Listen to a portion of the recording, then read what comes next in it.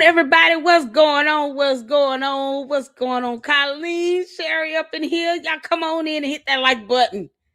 Oh, we're not going to be long because I have to work in the morning and get my son for school tomorrow.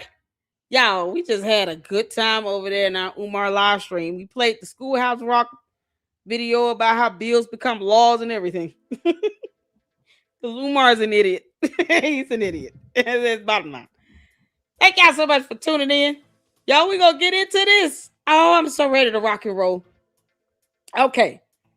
So there are a few videos that I have been tagged in on Twitter X, but oh man.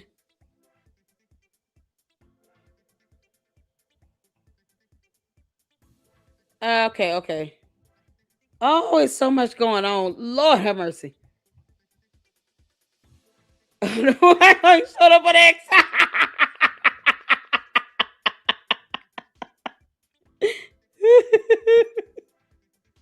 Oh my God, y'all. Candace is losing her daggone mind. And we got a few videos to check out. We're going to start on X, okay? So let's get this up and going. We'll start out on X and we go end out on YouTube. Oh, we got a lot to check out today. Thank y'all so much for tuning in. Hit that like button as you come in. Hit that like button as you come in. Hold on, I didn't mean to do that. Oh, I meant to hit the bookmarks. I got some videos bookmarked. Oh, we're going to get into Tanashi. Y'all, Edie Marie did a video. Oh, God. Oh, we got to start this off with Edie. I'm waiting on Laura Loomer to Loomer Candace again. Y'all, please tell me I didn't miss one of her shows where she Loomered her. We only did one watch party. And I think we might need to check out the other one. But Edie got a video up. It's quick. And we're going to check this out. And then we're going to get to Tanashi. And then we're going to get a couple videos over on YouTube that you guys sent over to me to check out. Candace is losing her mind. Okay. She's losing her mind. And if you guys have not seen the announcement, it has been scheduled. We will have Ami with us here in the Lady Luck Club May 26th. I think it's at 8:30 p.m. Make sure you all tune into that. We're excited. Finally got Ami in. And I am going to check my messages to see what Gary has said. I'm sure he's like, kick rocks. He's probably so mad at me. Oh, child. We love you, Gary. But we're going to kick this off with Edie. Y'all, shout out to Edie Marie. Shout out to Edie Marie. We're excited about all of the collabs in the future with Candyland Biker Babe 7000 and how that's going to take off. I enjoy a good laugh around here. You all know that. But this live stream is about Candace. Wanting Erika Kirk dead because she does. Candace, stalking her is a felony. You know you're being reported, right? I hope you know that. Don't get mad when they open up that investigation on your dumb ass. Because you could leave Erika Kirk alone. She's got 2 minor children. Leave her alone. But, you know, since you refuse to do it the easy way, then the hard way it shall be. I don't agree with anyone saying, you know, it would be easier if you just disappear and go away. Oh, okay. Well, then keep holding your breath. It'll be easier for you to just leave her alone and stop letting her live rent-free in your head 24/7. But since you want to send out these types of threats like that, Candace, because you want to actually think that that's not a threat. No, that's a whole threat. Telling her it would be best for everyone if she goes away.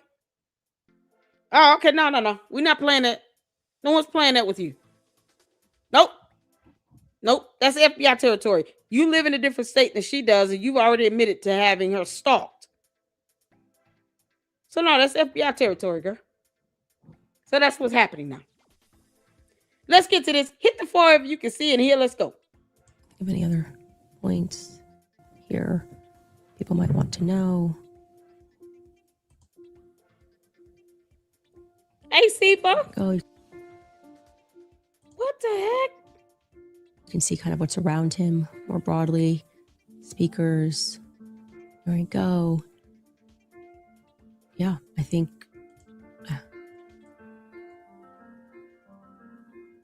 This girl. Okay. And then beyond that, we just have some crowd shots, and you can show some of that as well. This is like dark. Scrub there. Oh my God. Have any other points here people might want to know? There we go. Arousal, disgust.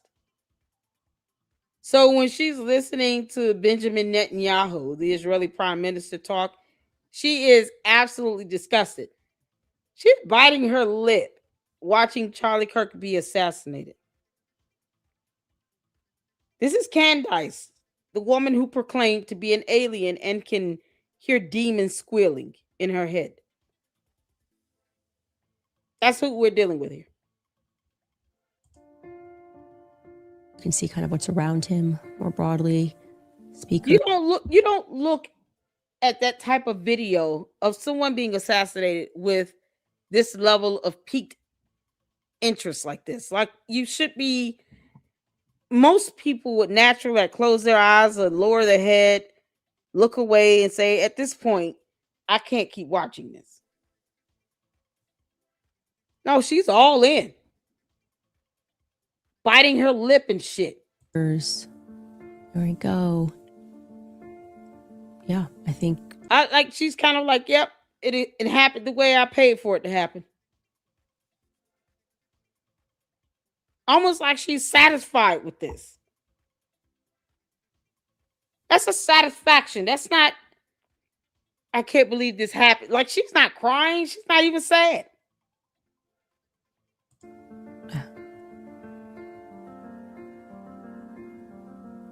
Look at that. Who looked at that video of someone being assassinated that they claim to be a brother to them with this look on their face of comfort and peace? She's cool with this.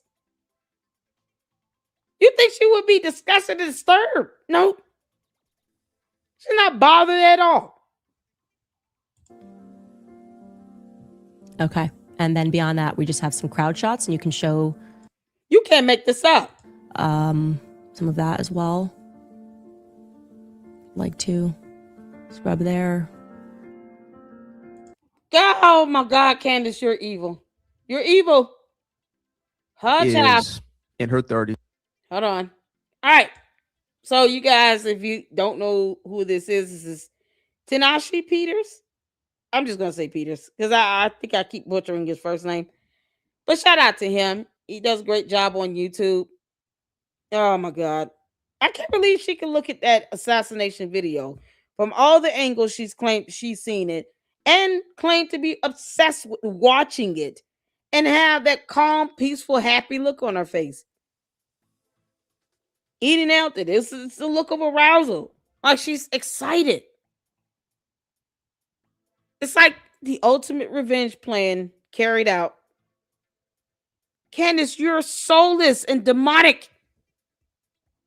You're pure evil. And yes, Candace wants Erika Kirk dead. You see how happy and content she is with her husband being dead. I'm just bold enough to say it and call it for what it is.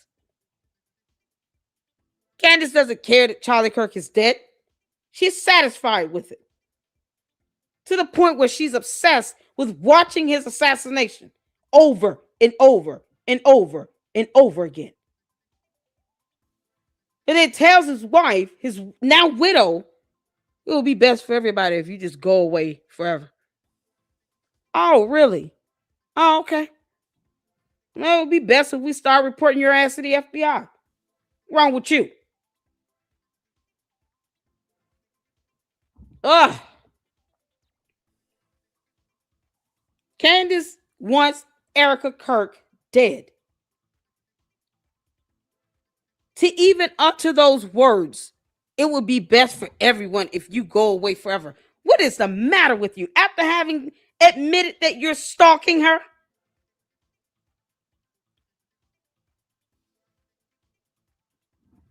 Candace, we will report you to the FBI and we will not lose a second of sleep. For wanting Erika Kirk dead, for sitting here and putting a target on her back, for saying that it would be best if she goes away forever. You're out of your mind.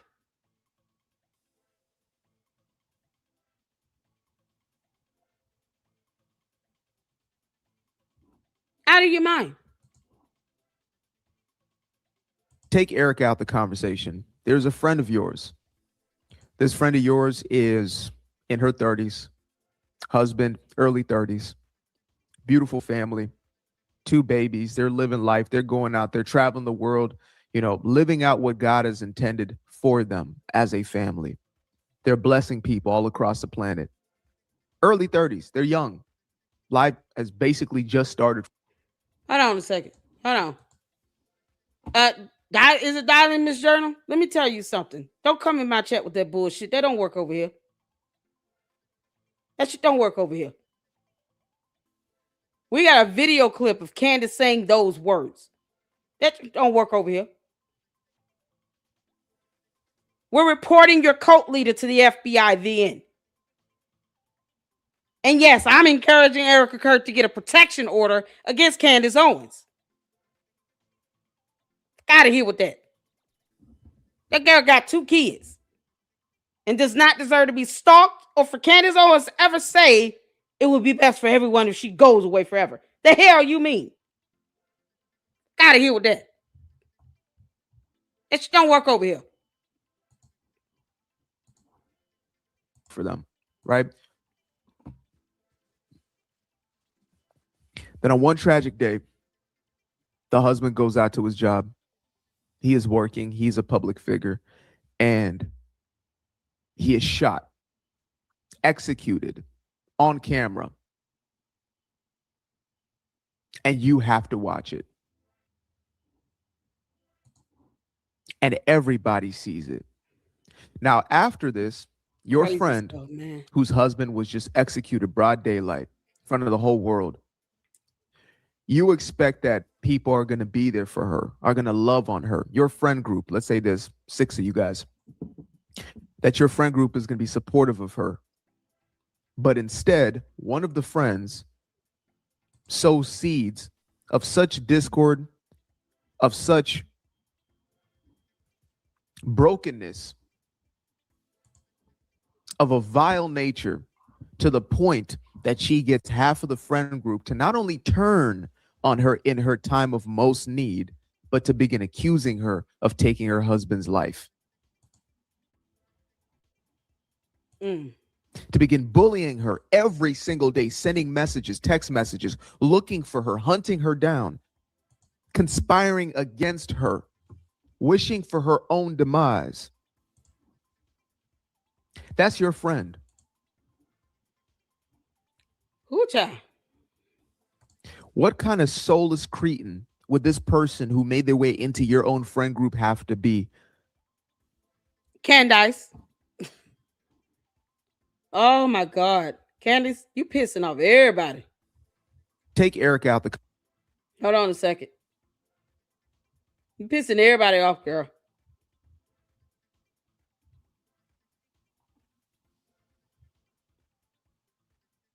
There was a couple videos that I wanted to get to yesterday. Did we see the one with her talking about Mikey McCoy? Y'all recall that one? Out to me to look into Andrew Colbat. Now, did we catch this one? He couldn't get his lies straight.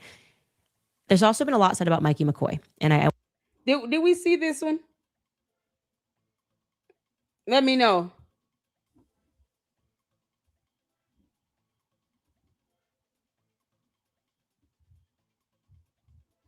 Yeah, we did. Okay, cool. Thank you, Mindy. I wanted to make sure we didn't repeat it.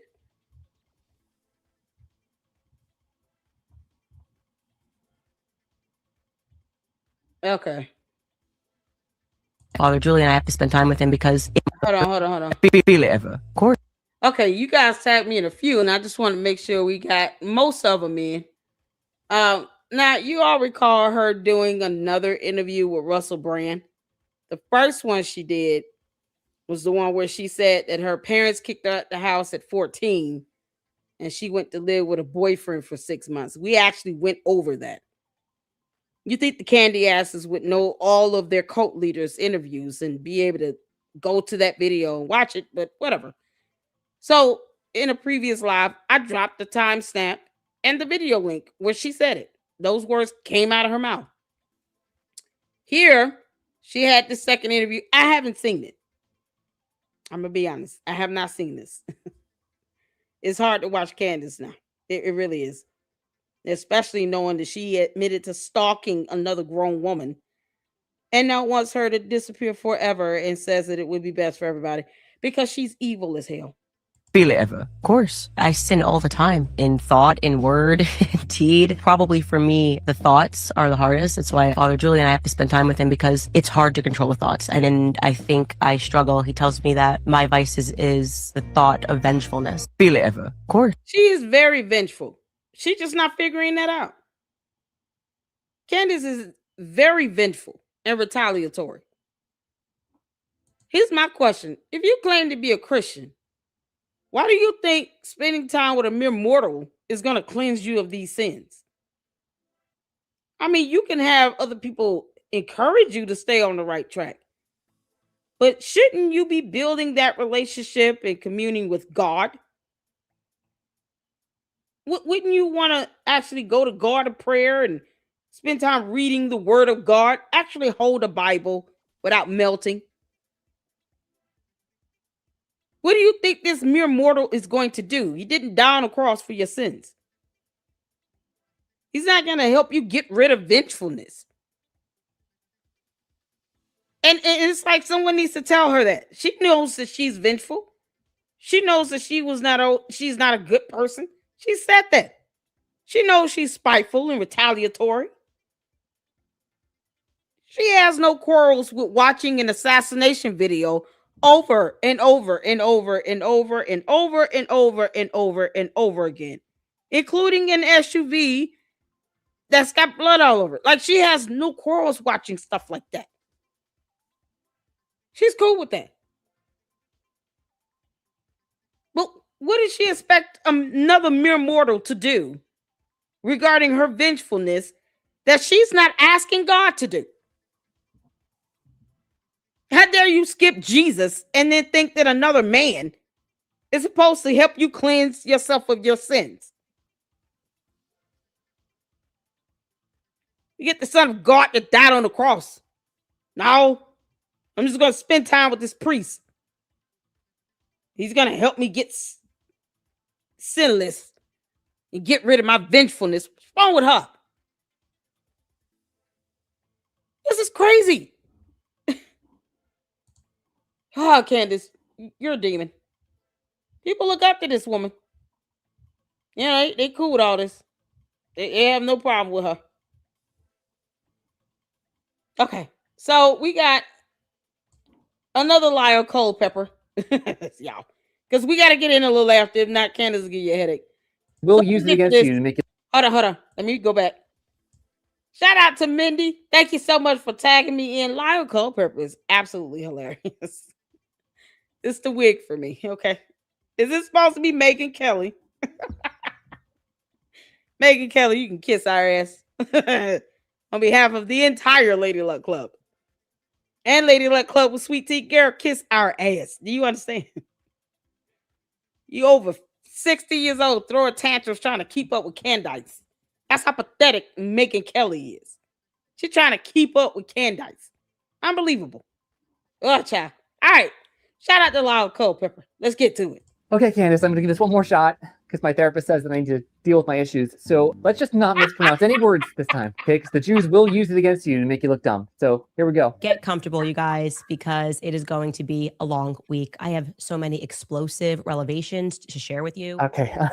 Revelations. You can do this, Lyle. You do this. Revelations. Oh, I'm probably being a little hyperbolic. Yeah, it's hyperbolic. It's not. I know it's not like a Super Bowl. Like a hyperbole is hyperbolic. And I'm not saying that in a hyperbolic way. Hyperbolic. You're going to be hyperbolic. And no one's being hyperbolic because it's not a word, but hyperbolic. I guess you can just toss another coin in the "I told you so" jar. Toss another coin. Toss another coin in the sweetie. Toss another coin. Daily Wire operates like a deranged. Wait a minute. And all the candy asses think she's so smart. Oh, to all the candy asses, I want you all to understand right now how stupid your cult leader is. Oh, we gotta go back. Let's go. It says that I need to deal with my issues. So let's just not mispronounce any words this time, okay? Because the Jews will use it against you to make you look dumb. So here we go. Get comfortable, you guys, because it is going to be a long week. I have so many explosive revelations to share with you. Okay. Revelations. You can do this, Lyle. You do this. Revelations. Okay, I'm probably being a little hyperbolic. Yeah, it's hyperbolic. It's not. I know it's not like a Super Bowl. Like a hyperbole is hyperbolic. And I'm not saying that in a hyperbolic way. Hyperbolic. You're going to be hyperbolic. And no one's being hyperbolic because it's not a word, but hyperbolic. Candace. Hyperbolic. I told you all she can't do words with more than 3 syllables. Hyperbolic is 4 syllables. She can't do it. Didn't I tell you all that? She has to keep the syllables down to 3 and less. 3 or less. 3 or less. 3 or less. If it's more than 3 syllables, forget it.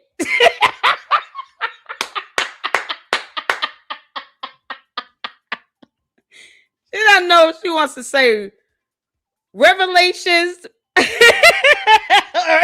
What did she say? Revelations.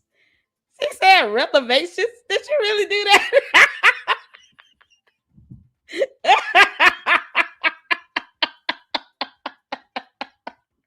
Candace. Oh my God. Oh, she's so stupid. Candace is so dumb. Candace, you're so dumb. Candace, you're so dumb. You're so dumb, girl. You're dumb. And you're sitting here making threats saying that Erika Kirk should just go away forever. It would be best for everyone. You say those words and don't care about the meaning of such or the interpretation, because, interpretation is a word you can't define either or pronounce. But you want to sit here and talk about revelations? Don't make me look that up.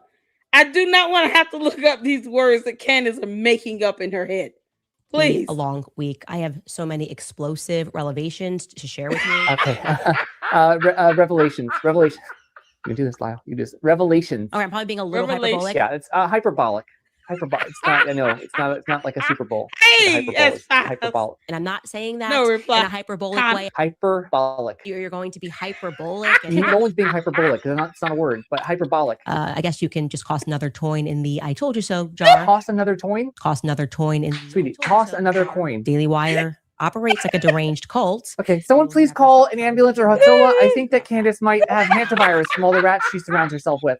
Okay, Candace, I'm giving this one more shot because my therapist says that I need to deal with my issues. we gotta hear it again. Let's just not mispronounce any words this time, okay? Because the Jews will use it against you to make you look dumb. So here we go. Get comfortable, you guys, because it is going to be a long week. I have so many explosive revelations to share with you. Okay. Revelations. You can do this, Lyle. You do this. Revelations. Okay, I'm probably being a little hyperbolic. Yeah, it's hyperbolic.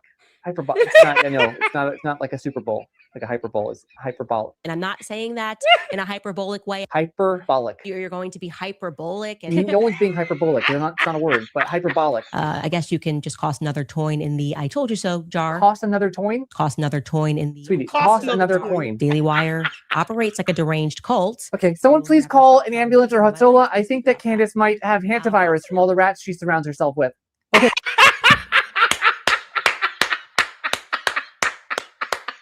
I concur with that. Candace is definitely spreading hantavirus. She probably created it. She's the king rat.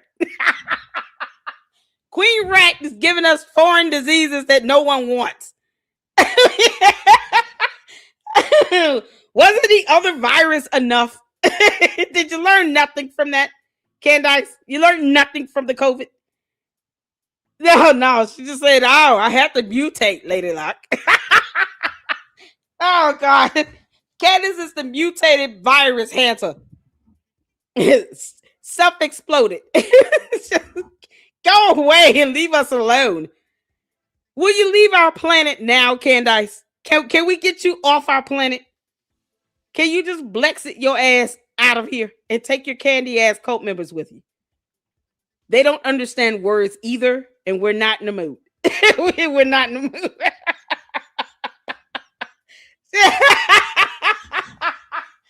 Oh, Candace is such an idiot. Oh, you're so stupid.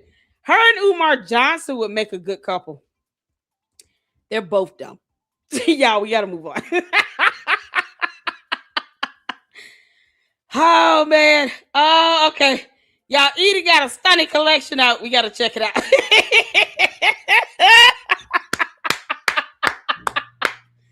Oh, we got a little lineup, y'all. I gotta get through this content here. As you guys tag me and send me other stuff, we're added to the lineup for the next live. We gotta get through this stuff here. Oh, because I gotta go to bed at some point. Candace, your stupidity gives me laughter. I want you to know that. You know, it puts a smile on my face to know that she can't say the word revelation. Candace, that's a whole book of the Bible. You know, more proof she's not reading the Bible. Candace gets the Bible in her hand, she's going to spontaneously combust. I'm trying to tell you. I've been saying this for a while. Now do you all believe me? Now that she's mutated herself into a whole virus that no one wants, do you all believe me now when I say that when Candace touches a Bible, she's going to spontaneously combust and start melting? Boy, that demon is going to start squealing like a pig. Yeah, did you kiss my ass? Shout out to Edie Marie, you all. Oh, this is just a short video, but you know, we gotta keep the laughter going. Let's go. Let's get to it. Hit the 4 if you can hear.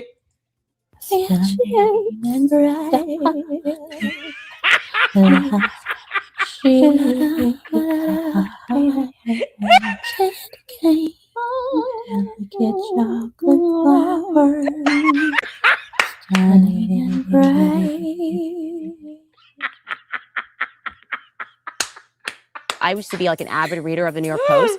I had to stop reading it. And I mean, on the New Oh, y'all, shout out to Milk Bar. Oh, Milk Bar, we love you, honey. So Milk Bar got a new video out. Candace always calls New York Post Zionist controlled. They're using it as a source over and over. You know, because she's a walking hypocrisy. Candace is also a walking void. No one wants to admit that either. Oh. Yeah, this is what happens when we let aliens invade our planet and then live here and procreate. Go figure. George, I promise you, when you get deported, Candace will be going with you. Whether you like it or not, she's going with you. You married her. You understand? Is going to try to use that as an opportunity to escape talking about it. I'm going to my boyfriend. Oh, man. Yeah, how much money you want to bet? As soon as he get up out of here, he's going to call Andrew Tate. Hey, babe, are you ready? I'm finally free. We got rid of Candace. George, nope. You stuck with her. Clown. Can't make this up. All right, y'all, let's get to this. Shout out to Milk Bar. New York Post, there are literal journalists who are in the IDF. You can just see it right on their thing. This is a New York Post headline entitled, "He was suicidal and addicted to benzos." New York Post writer put this. So what they're saying is he lied. And I've been kind of telling you guys for a while that the New York Post is an Israeli op. Miraculously, the New York Post finds her. Here is the cover of the New York Post. The New York Post, which is a whole Israeli op. Don't get me started. The New York Post, the one that did like Candace Owens, anti-Semite of the year. New York Post, the New York Post that has literal IDF soldiers that write for them. Yeah, that New York Post. They are decades ahead of us in terms of controlling the information that's on the web. But then we got a confirmation. Yeah, here's the headline. New York Post, Trump club shooter who claimed that he was Diddy's sex slave was hired by music mogul Cassie testifies. New York Post ran a headline. It was Emmanuel and Brigitte Macron's scandal-plagued relationship. The New York Post did this deep dive. This is a direct quote, ready, from the article. Look, the New York Post, it's kind of looking like it's a Mossad outfit. It always kind of has been. Our guys, our resident guys over at the New York Post, every exclusive ever, it's always the New York Post, okay? I view them as a feds. Like, would you like to comment? The New York Post would like to, I said literally, New York Post, you guys are just feds. The New York Post, right? Outfit of the Mossad. Outfit of the deep state, the New York Post, the Israeli Post, right? What were they sharing there? Why are you quoting them or reading anything from them if you have to keep defaming them that way? Why even read them? Once again, you have the inability to stop obsessing over something. Candace, you dumbass. The dumbass hantavirus has mutated and is now affecting human beings, brought forth to us from an alien from outer space.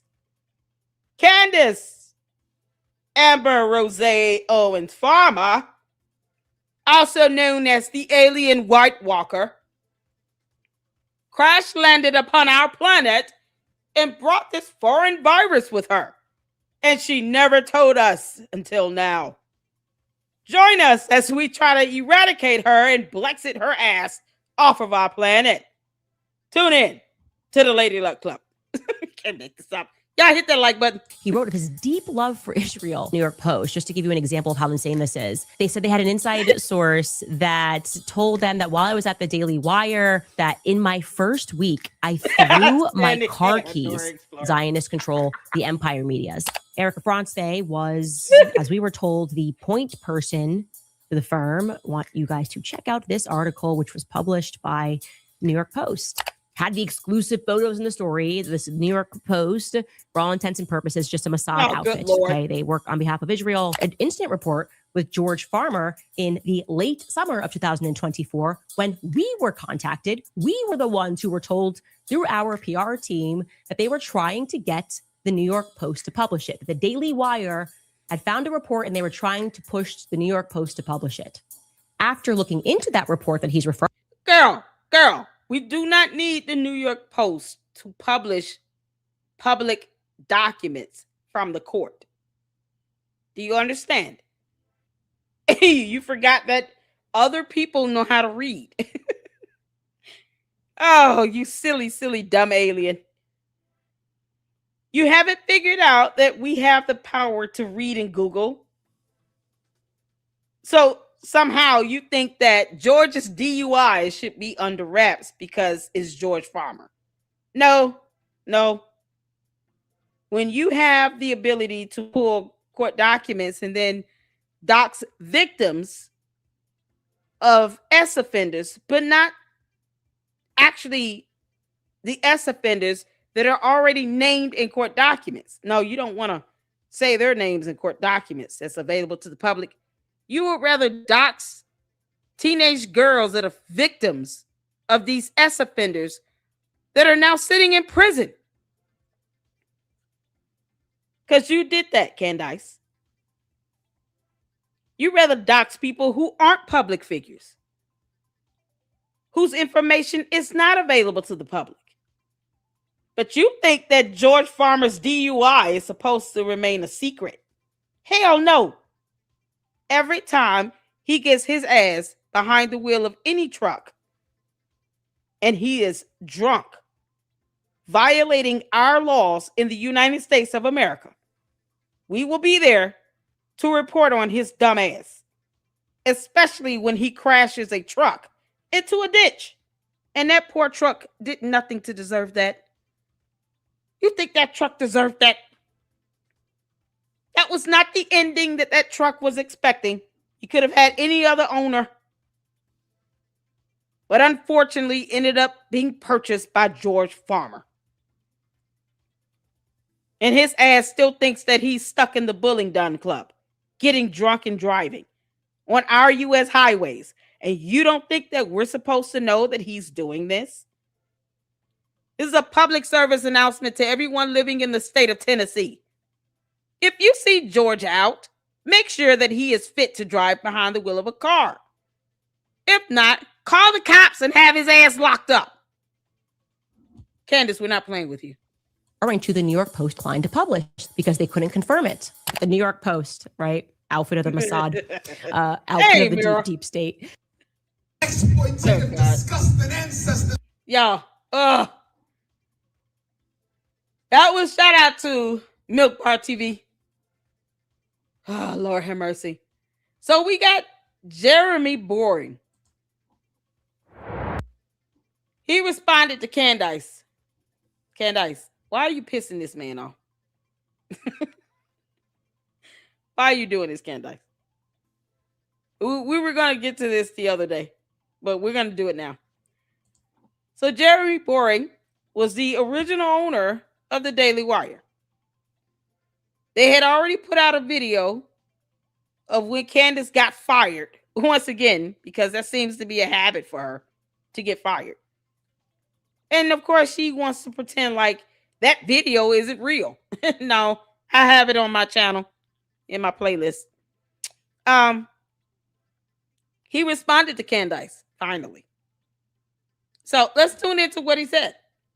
I haven't seen this yet, so make sure you guys go check him out. Truth behind the Daily Wire layoffs. What's going on? All right, let's go. Last week, news broke that the Daily Wire, a company I founded 11 years ago with Ben Shapiro and Caleb Robinson, laid off a number of employees. Actually, the story that broke is that they laid off over 50% of their workforce, and the person who broke that story is former Daily Wire host Candace Owens. Candace later modified her reporting to say, quote, "I'm hearing it was more like 60%. Absolute bloodbath." Daily Wire editor-in-chief Brent Shore made a statement later in the day challenging Candace's report. He said, quote, "Yes, the company had layoffs today. It's always really tough. No, it was nowhere near 50% of the company. That's insane, and also insane to post without verifying." Now, I'm no longer an active part of the Daily Wire. I don't communicate regularly with anyone at the company in any official capacity. That said, I still know many people at the company, many of whom I personally hired, and many of whom were let go in the layoffs. So generally speaking, I have pretty good insight into this story. It's easy for me to separate fact from fiction. That gives me an enormous advantage over most people on the internet trying to make sense of the conflicting reports. According to multiple sources within and without the company. I just want y'all to pay attention to this dog over here. The dog is like, why me? Yeah, that dog is so chill, it's not even funny. Did y'all notice the doggy? Oh, he's so adorable. They got the dog over here. It's just chilling out. It's not even trying to be noticeable. Oh, my goodness. Oh, no reply. You always got us some information. The Core Collective Health Limited. Oh, you know, we gotta get that into. There are a few LLCs over there in the UK connected to George Farmer's father. Y'all know that's gonna be another expose, right? No reply. You know, you gotta put it together in one document for me, like you did the other one. We're gonna do that expose. No reply. It's like our chief resident researcher. We love him. Shout out to all of the mods, all the supporters, all the Luxters. But no reply goes in. Candace, you should be more afraid of what comes out of the LLC. I mean, you can get lured any day. But when no reply gets rolling, I let him roll. We just let him go. There's another expose on the way. Candace, we're coming for George Farmer's daddy. Oh, I love it. Oh, so get ready for that, y'all. We're going to have that schedule to set up. I'm here for it. I'm here for it. No reply whenever you're ready. We're here for it. Oh, man, y'all, the dog is smarter than the cat, he has to say. Eclectic journalist pointed it out, too. With the dog, the dog is adorable. Y'all hit that like button. Let's get back to it. It sounds like just fewer than 50 people were laid off. I can't say with any certainty what percentage that is of the total Daily Wire employees at this point, but it's nothing like 60%. It's nothing like 50%, or for that matter, 40%, or even 30%. Candace, you lie like When I left a little over a year ago, we had approximately 275 employees. Some were laid off not long after I left, but many others have been hired since, as anyone following conservative media online would easily discover. Talent from Isabel Brown to Matt Fradd to Ben Domenech. And Daily Wire is still making movies too, and breaking stories and producing shows and doing whatever it is that Michael Knowles does. All that to say, Candace's reporting, insofar as it can even be called reporting, is false reporting, or at a minimum, mistaken reporting. Mistaken reporting could be the name of Candace's autobiography. When the story is how many people were let go from your favorite or least favorite media company, false reporting doesn't seem especially consequential. I mean, certainly it's consequential to every soul who lost their job at Daily Wire last week, and it's consequential to me on a personal level. Many of those laid off are my friends. One of them's been my friend for 22 years. But it's not of great consequence as a news story, or of great consequence to Candace's millions of fans, other than giving them a false sense of victory. I say false because of both their inflated sense of the numbers and because that inflated sense of numbers gives them an inflated sense of certainty that Daily Wire is finished. It isn't. What this story does do is highlight the broader phenomenon of false reporting that permeates the online space.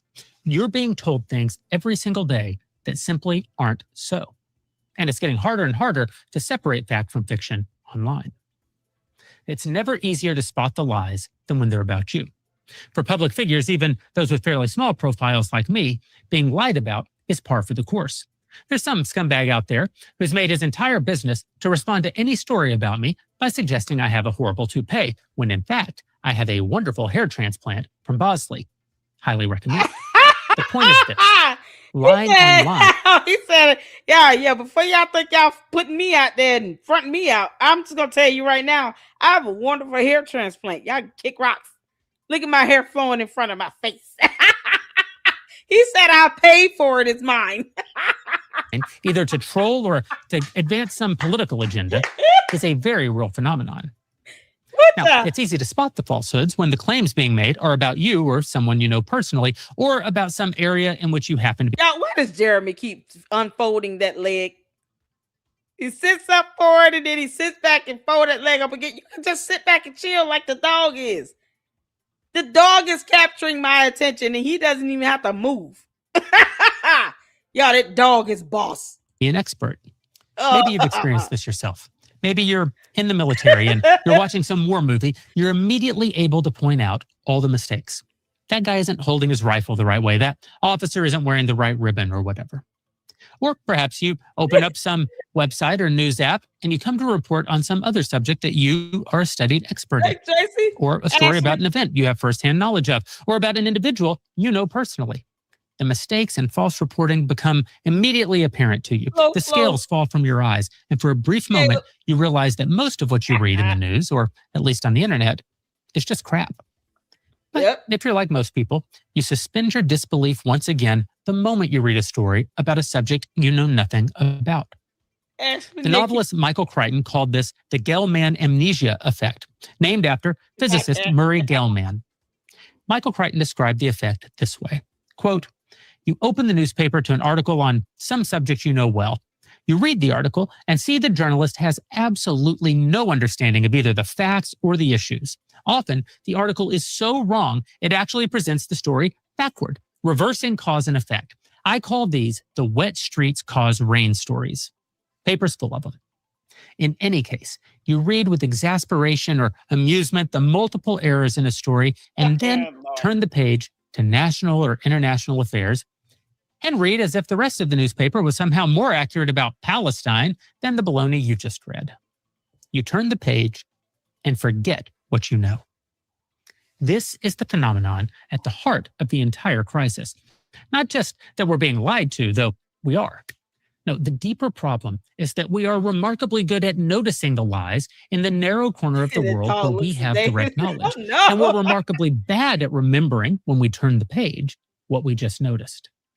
All of this matters far beyond the question of how many people were laid off from a conservative media company. It matters because people on the outside of a story have very little way of confirming whether the claims made inside a story are true or false. And the same forces that produced yesterday's lie will produce tomorrow's lie. And next time, it might be more consequential. You get that leg I've cross. read almost every day for a year and change that I left the Daily Wire after bankrupting the company. That's not true. Every single year that I led the Daily Wire, we grew revenue. Every year, year over year, for 10 straight years. My last full quarter as CEO was at that time the biggest quarter in the history of the company. My last full year as CEO was at that time the biggest year in the history of the company, just like the year before it had been, and the year before that, and the year before that. But the lie persists. The most stubborn lie we combated routinely at the Daily Wire during my tenure was that the company was actively being bankrolled by the billionaire Wilks brothers. The truth is that Ferris Wilks invested $4.7 million in the company in our first year. I've never so much as met his brother. I certainly never took any capital from him. And while $4.7 million is a lot of money, saying that year after year we're being funded by the billionaire Wilks brothers, when the reality is we took money from one Wilks brother in our first year and then quickly became profitable and stayed profitable and grew our revenue to over $200 million a year, well, you're just lying. It's the perfect illustration of what's changed in the information environment over the last decade. In the era when traditional media outlets still controlled the bulk of reporting on conservative media, this lie kept getting picked up. But every time it did, we were able to force a correction. Slowly, over time, the better reporters and better publications learned not to publish it because they knew they would have to retract it. That is what the model of editorial standards and legal review actually does in practice. But that model only works as long as the audience gets its news from publications that operate under it. Today, almost no one does. You can find comments on X right now, today, claiming that the Daily Wire is funded by the billionaire Wilks brothers. The narrative is still rampant in the public conversation because the Wild West of new media has no correction mechanism. The lie just keeps going. There's no editor to call. There's no retraction to. And then plus, people get paid millions of dollars to lie like hell.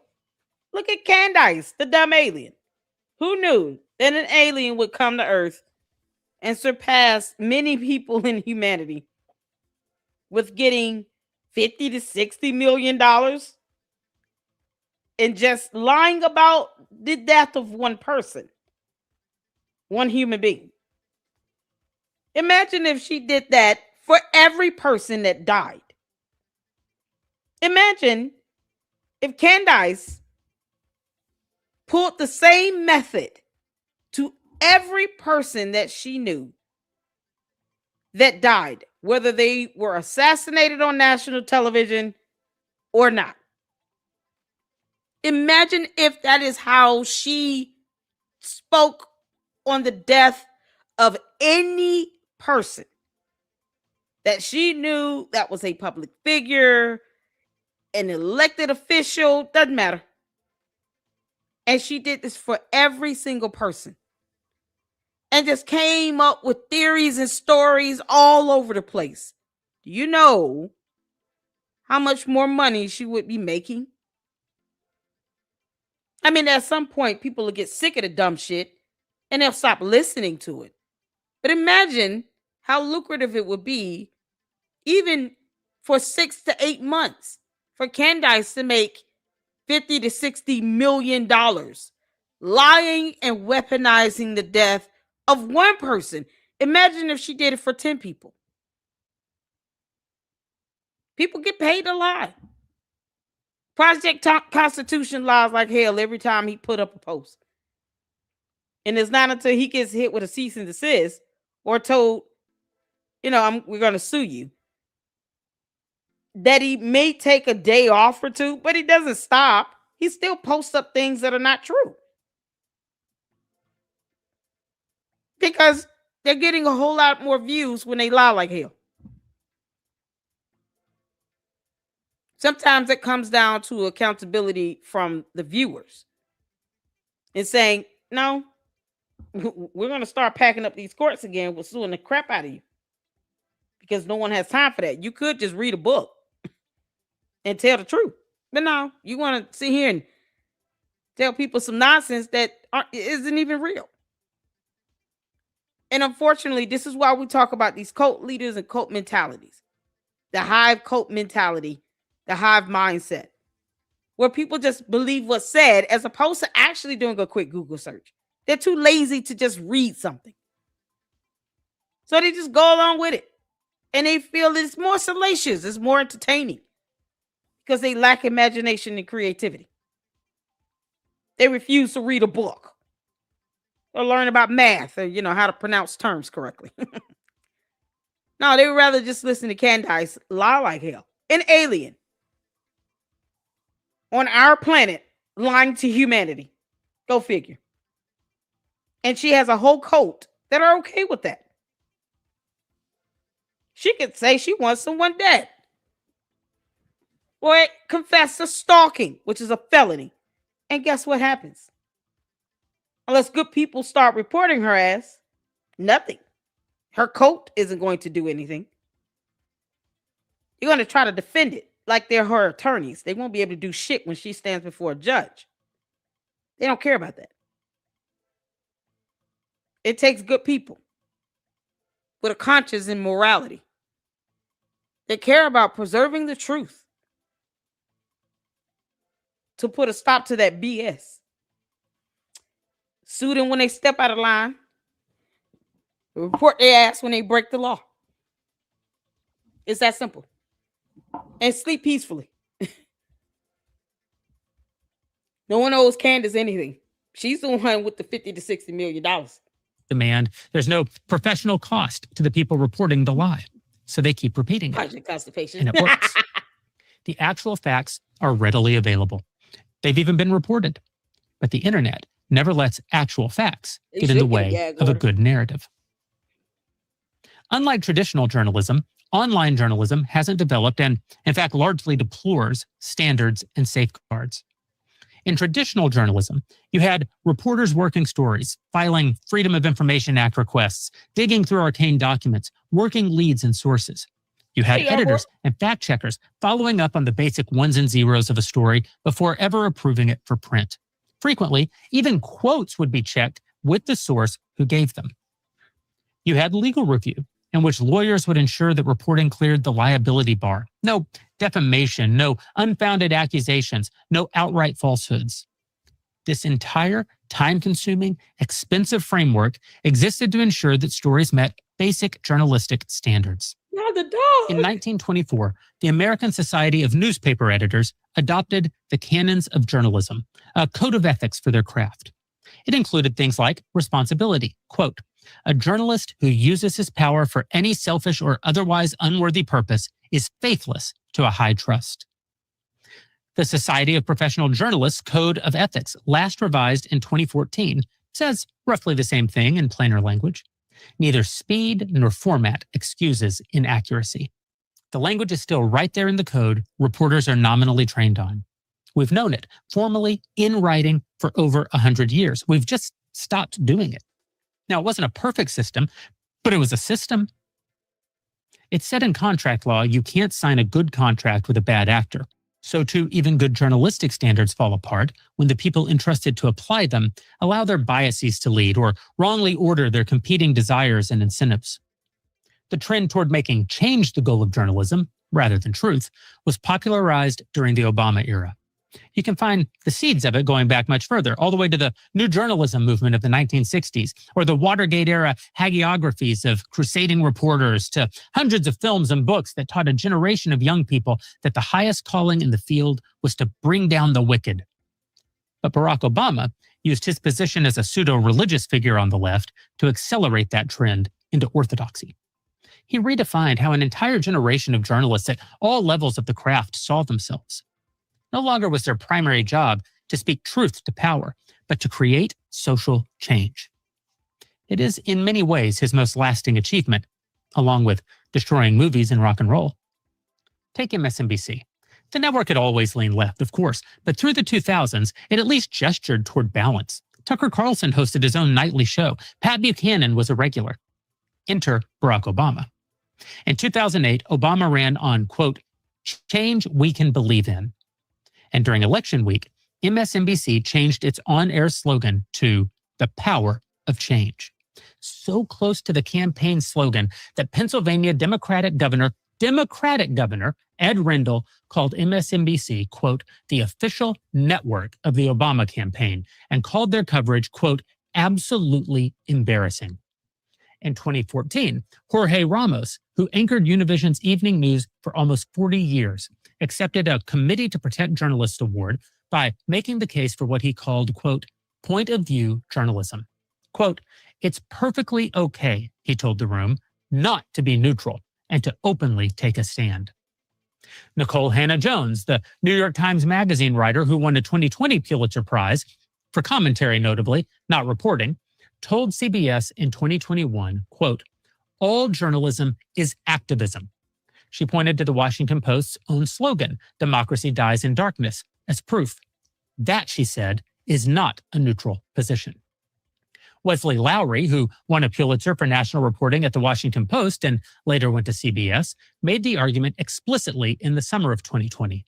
Quote, American, view from nowhere, objectivity-obsessed, both sides journalism is a failed experiment. And Louis Raven Wallace, then a reporter for NPR's Marketplace, wrote a blog post in 2017 titled, Objectivity is Dead, and I'm okay with it. Marketplace. Oh, child, when you start doing that, recipe for disaster. I want to get to where he talks about George Farmer. I'm sorry, I want to get to that part. Okay, here we go. Because George, come to the front of the room, George. You got drunk and had an accident. Why are you embarrassed by that? No one told you to do that, you clown. Or even basic honesty. In recent weeks, public records and documents have surfaced alleging that Candace's husband, George Farmer, was arrested in Nashville in August 2023 for DUI and leaving the scene of an accident. When Candace insists that this has nothing to do with her husband, that it's some completely different George Farmer in Nashville, Tennessee, well, that denial strikes me as pretty audacious. I was first made aware of the arrest and charges, leaving the scene of an accident after wrecking his truck at 3 times the legal limit while carrying a loaded firearm, shortly after it happened, back when Candace still worked for me at the Daily Wire. People who had access to the court documents approached me with them quite early, before the situation was resolved. By the time Candace started to engage in more and more evil behavior, the arrest was pretty well known in conservative circles. I was personally approached more than once by people asking me if I would speak out about the charges. In every instance, I refused. Not because I thought Candace's conduct was See, Candace, he confirmed that George caught a DUI because he couldn't somehow get his boyfriend to drive him back and forth to the bar. Was it too hard to get an Uber, George? Wasn't Uber a thing in 2023? Uber was a thing, right? I mean, they had the money to get a driver. They could have just hired a driver for the day. Do they not have any friends? He could get his friends or somebody to, I'll pay you $2,000 to take me over to the bar and come pick me up when I'm ready. I don't want to drive after drinking. I mean, it's ridiculous how he thought, yeah, I'm going to go ahead and drive myself in, Blackie Hot Wheels and go to a bar, go somewhere to drink lots and lots of alcohol, get drunk 2 times over the BAC limit, and then get behind the wheel of a car and get on U.S. highways in the state of Tennessee. I think I'm just going to drive home and nothing's going to happen if I crash this truck into a ditch. To the point where the tire is gone. The front driver tire was gone. It was gone.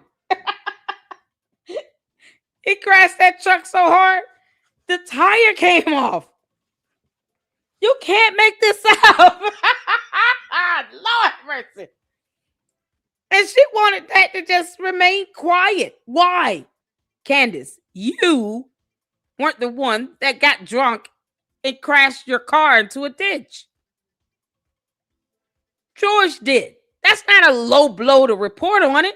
It's a low blow for him to think that everyone on the highways in Tennessee should be on the lookout for his drunk ass driving behind the wheel of a car.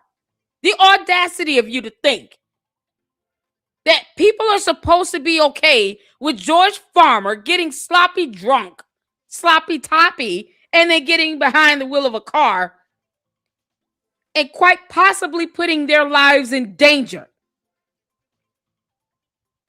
How dare you? Man, that level of arrogance. Oh, man. Y'all looking at that dog, it just calms me all the way back down. That dog is sleeping good, eh? I don't know. Something about your voice, Jeremy Boring. It's calming. It's very soothing. I really wanted to watch the whole video, but we had to get to this part here because I felt myself getting to the point of the dog. Not because he's boring, but because his voice is very soothing. It's almost close to my bedtime. Can you blame me? But he confirms that George Farmer caught a DUI. And Candace acts like he's never gotten in legal trouble. He was in the Bullingdon Club. Candace, your husband in this lavender marriage, has gone around and gotten drunk, gotten sloppy toppies, and crashed restaurants for fun in the Bullingdon Club. Are you serious? That's all he did. The Bullingdon Club is a club where these kids got drunk as hell and got away with getting in legal trouble to the point where someone died. That's right. We saw some videos of research done on the Bullingdon Club, and at least one person lost their life because of a drunk driver. Go figure. And Candace thinks, well, you all are supposed to just deal with me and George, you know. If he gets drunk, so what? Why talk about him getting drunk and possibly killing himself and others? You know, then never mind the fact that someone actually died because of a drunk driver in the Bullingdon Club. And they tried to wrap that up and never talk about it. Shout out to Nemo for doing the research and putting all of that together in a video. But someone lost their life to that. And what does George do? Comes to the United States of America as an immigrant, learns nothing, and still gets drunk and drive. It crashes a what's estimated $150,000 truck into a ditch. Hard enough to knock off the front driver tire. But not one time did he ever sit back and say, you know, I'm so sorry for being an idiot, for coming to the U.S. thinking that Americans are not going to whoop my ass for putting everybody's lives in danger because I'm out here getting drunk and sloppy and driving and crashing vehicles. Because the next time, I hope that some Americans that live in Tennessee, you know, if they just so happen to drive past, see George walking along the highway again, trying to leave the scene of an accident where he got drunk and crashed a vehicle, I hope they whoop his ass. The hell is going on with her? She thinks people are supposed to be okay with that. You can't make this up. People lose their lives to drunk drivers. You've had people's lives just upheavaled by a drunk driver. And Candace does not want people to know that George has crashed a vehicle in 2023 because he chose to get drunk and he chose to drive a car. No one forced him to do that.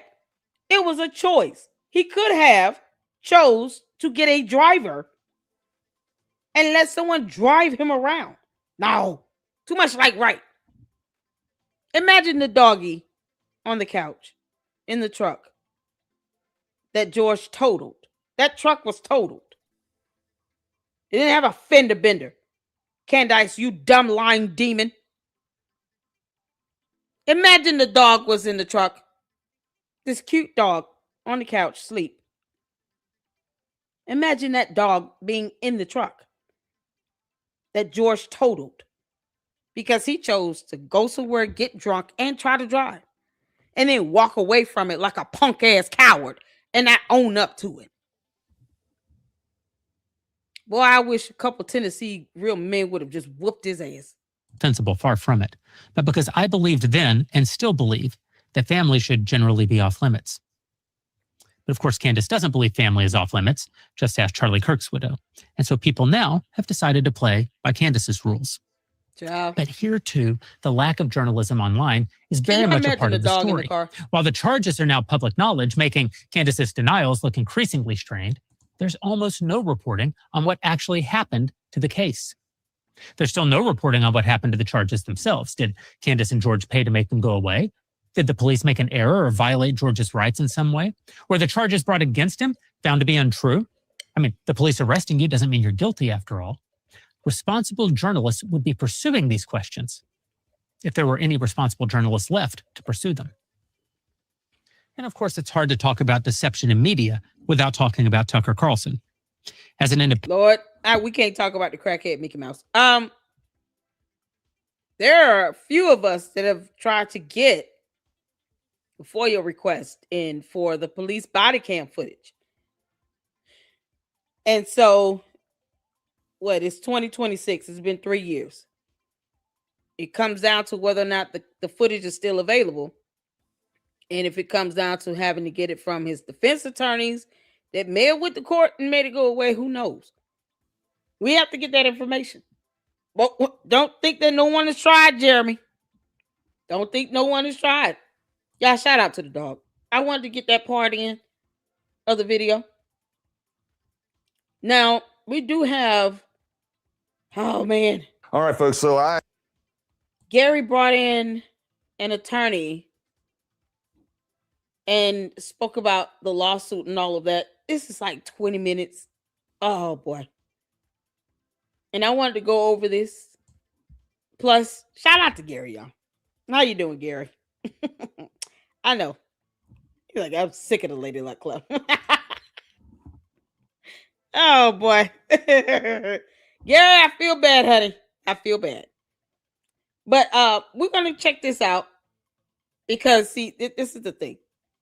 Candace, she's got that lawsuit from the Macrones, but this one hit different because it's a federal lawsuit.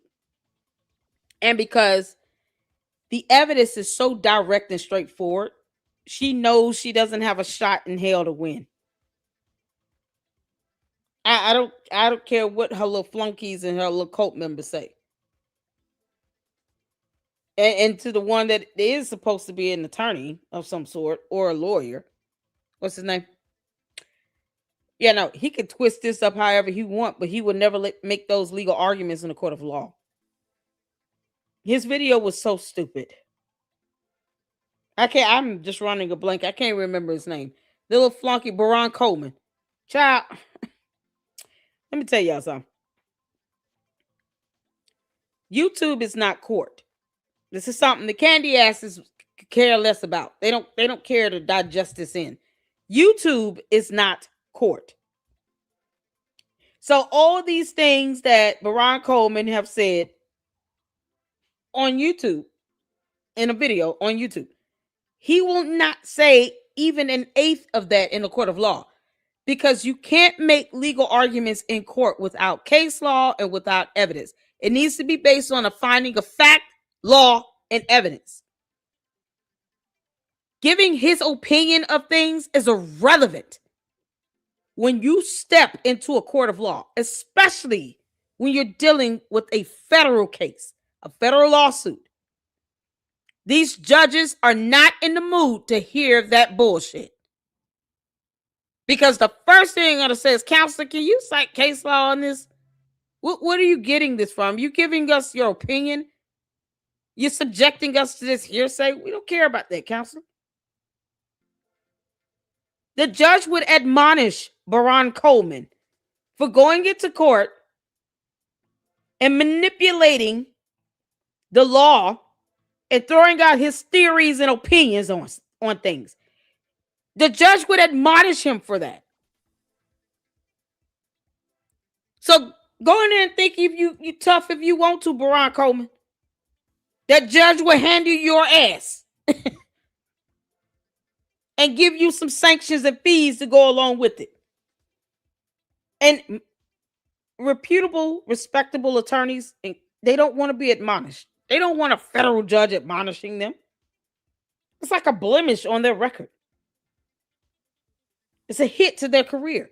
Especially when you're talking about handling certain cases that are heard in specific courts and you're there all the time. You know, these attorneys, they kind of build a little rapport with some of these judges. If they have, you know, a high volume caseload, they can, you know, have hearings, and especially if they hear the same types of cases, you tend to get familiar with the judges in those courts. So you have bankruptcy lawyers that deal with bankruptcy cases, then of course they're going to be more familiar with these bankruptcy judges. Not a whole lot of bankruptcy courts all over the place. So of course, if you get one of those judges that you're used to handling cases and, you know, litigating cases in front of, and they admonish you as an attorney, and they're a federal judge, you understand how embarrassing that is? See, the candy asses don't understand stuff like that because they're stupid. It's not something they think about. But see, Baron Coleman can talk all that tough crap if he wants in a YouTube video. He will never say that crap in a court of law in front of a judge and jury. They will tear his ass up, and the judge will tell him to sit down somewhere or give him 5 minutes to go collect himself. Like, counselor, you're not speaking law at all. You just tell us how you feel. We don't care about that. He knows it. He knows it. Baron Coleman knows that none of that shit will fly in a federal court in front of a federal judge.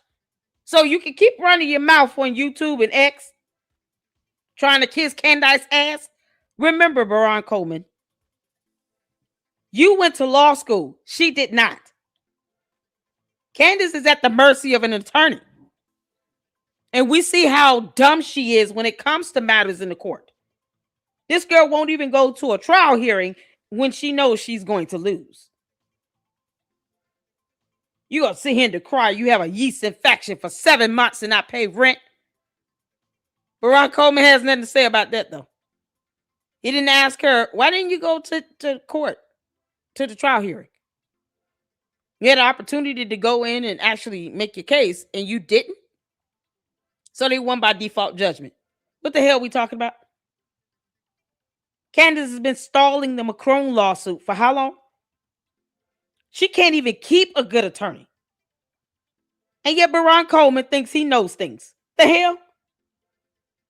Funny how he has not volunteered to be her attorney, though. Now do that, Baron Coleman. You believe in your cult leader so much. Why don't you represent her for free? I dare you.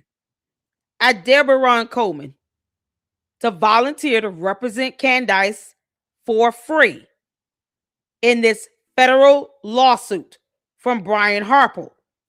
You talk all that big shit. Yeah, back it up. Represent your cult leader for free in this federal lawsuit. I dare you. We'll wait. You see, we can all talk that good shit too. I'm one where I'm going to call you bluff, Baron Coleman.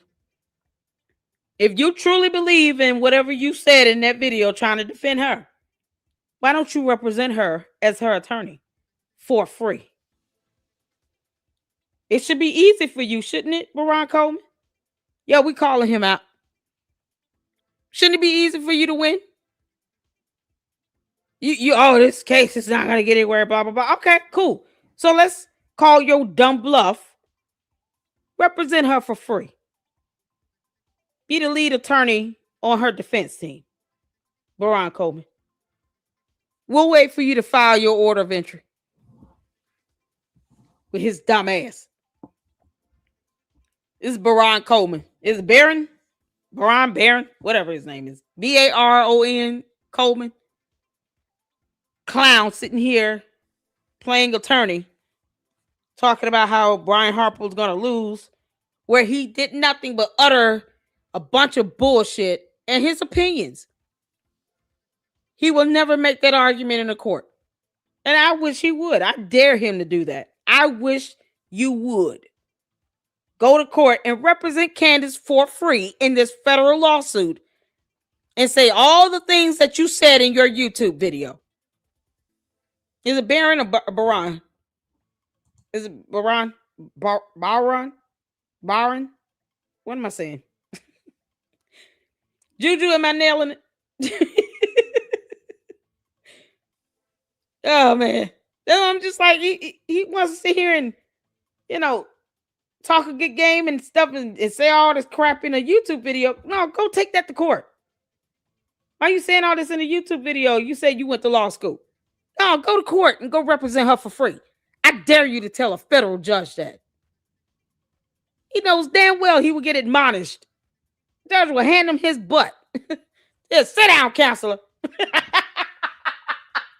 And he gonna look, okay, Judge, thank you. He's not gonna sit there and do all that in court. He's a clown. Is it Quran? Oh, child. It's so crazy. Let's see here. Before we get into this, S5 says, yeah, because I saw documents saying body cam footage was available, but it would be $585 to get it. Yeah, that was one person that put in a request. Artie Trolls put in a request.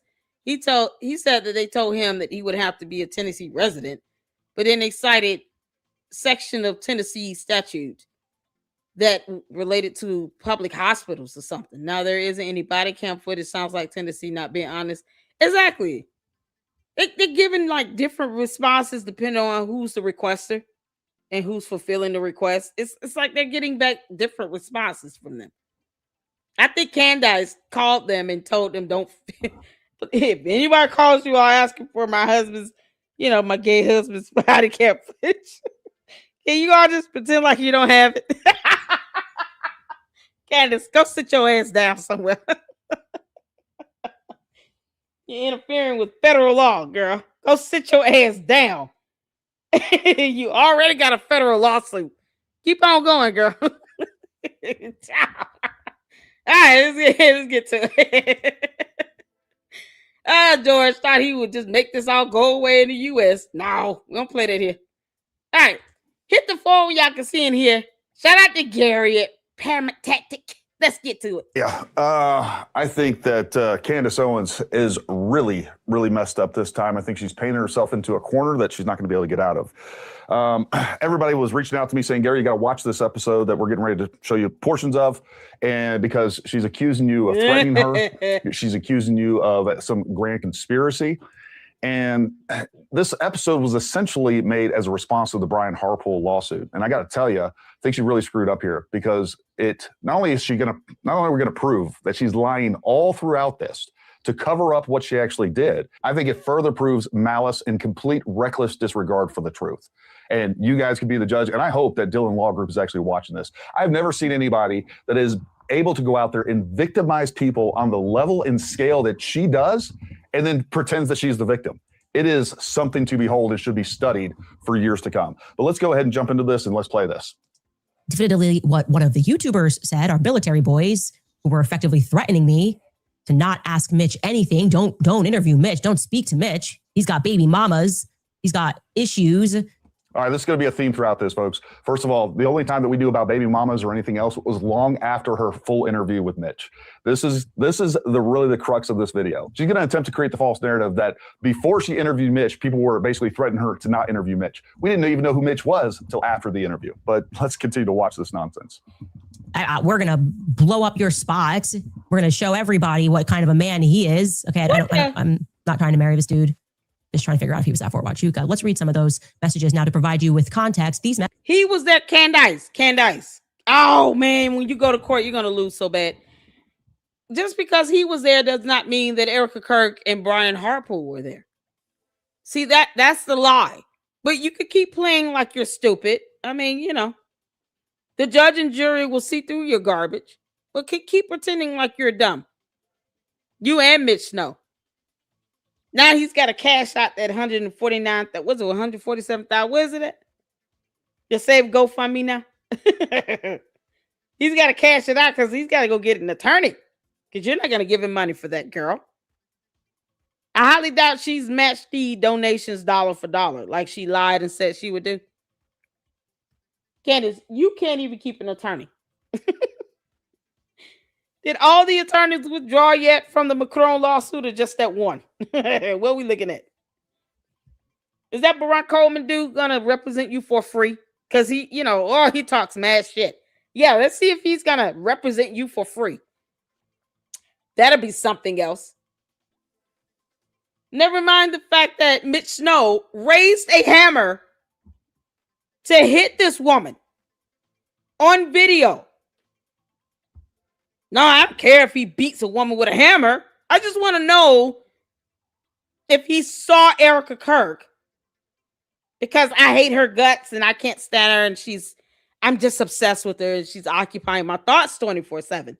Never mind the fact that I have 4 kids in this lavender marriage. Nope. Completely obsessed with Erika Kirk. Poor Samantha. She's just got to feel so lonely right now. She didn't care that bitch. No, raise a hammer to hit a woman. No, forget that. Domestic abuse. Oh, murder? No, I don't care. Messages are intended to context is important. It's going to be real important with these messages. Listen closer. be delivered to me, right? So this is the YouTube military boys insisting that I speak with them so they could explain to me, because this is their territory. Well, we know military stuff. That this is a case of stolen valor. Mitch wasn't even in the military. He's a fraud. I spoke to an ex-wife who said he never even has ever been to Fort Huachuca. Again, she's creating distractions here and creating straw man arguments. There were some people saying that he was never in the military. I never said that. I said I doubted that he was actually special operations. Come to find out, as soon as I found out otherwise, because he was. But what she's sitting here saying is that we talked to ex-wives that said he was never at Fort Huachuca. I talked to all his ex-wives. That was never said. Huachuca in his whole life. That's where we were starting with this. Here's one of those messages I want to read. And so the person saying, dude, he didn't see Erika and Brian Harpool. He's just a con artist. My source at Turning Point USA literally said they have all the documents and proof. Both Brian and Erika weren't there. And they're purposefully giving Candace rope to hang herself with this while they build a massive defamation lawsuit. Huh? All right, so just a little context for this as well. I don't know who. Candace, your reading skills are horrible. Vet bros effectively threatened her career. Woohoo!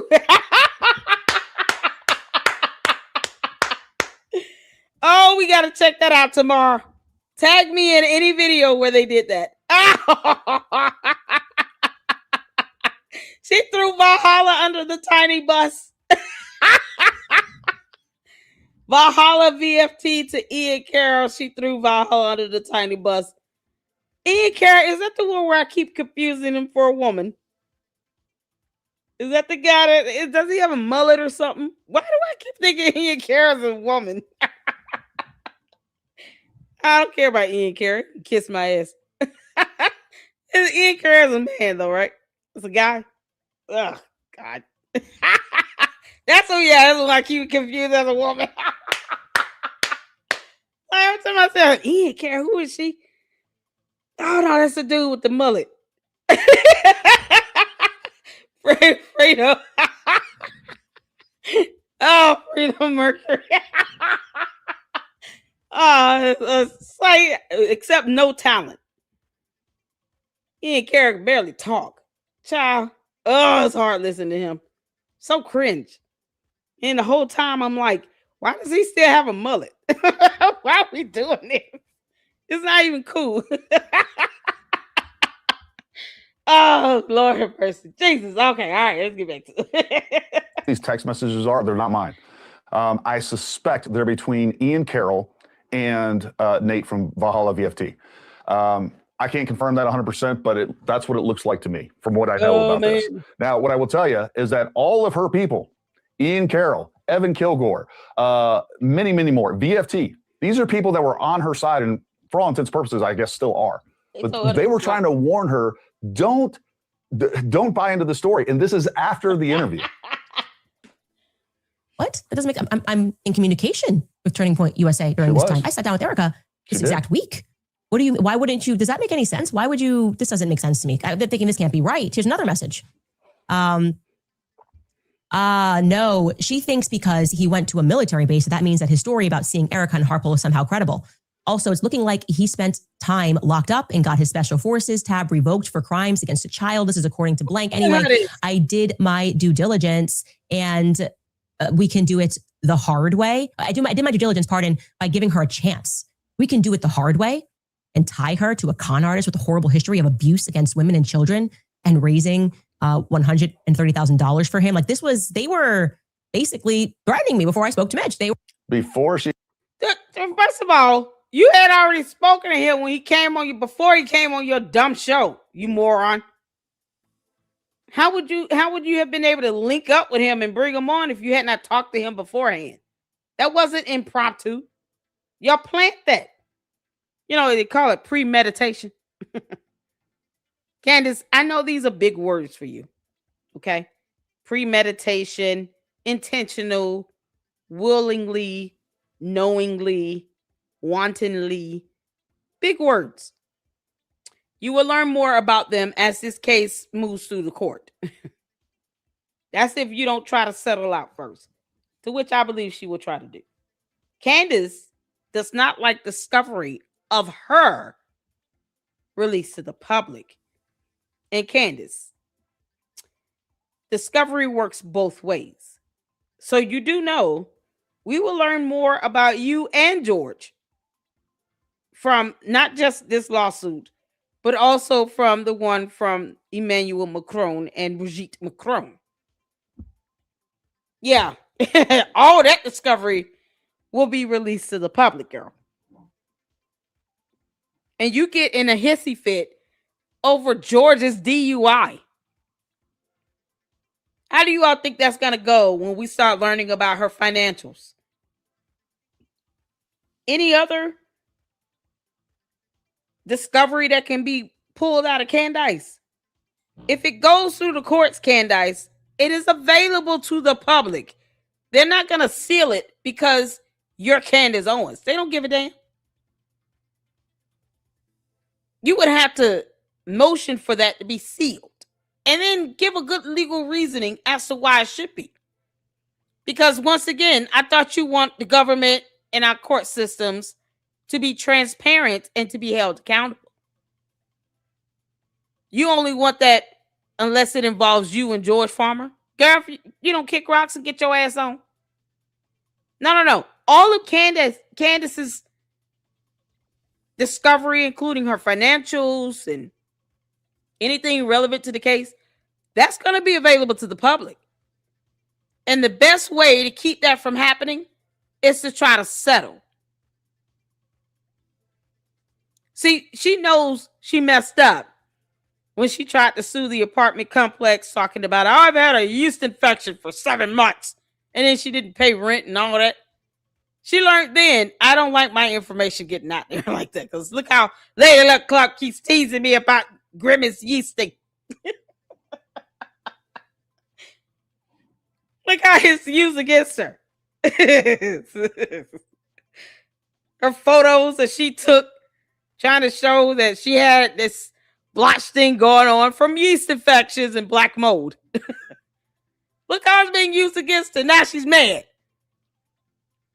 Candace knows either I'm going to go through the discovery process because it works both ways, or let me settle and keep that confidential. And that way I don't have to worry about discovery. We'll just pay them and keep it moving. That's what she's going to try to do. I haven't missed the mark yet because Candace is a narcissist who doesn't want people to know about what's really going on with her and George Farmer, especially their finances. Hell no.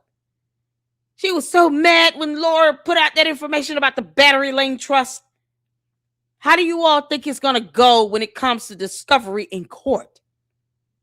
Always going to be much more information that the public will be able to get their hands on because the court wants to be transparent and accountable. And unfortunately for you, Candace, that means that your information will be available for the public to get a hold to.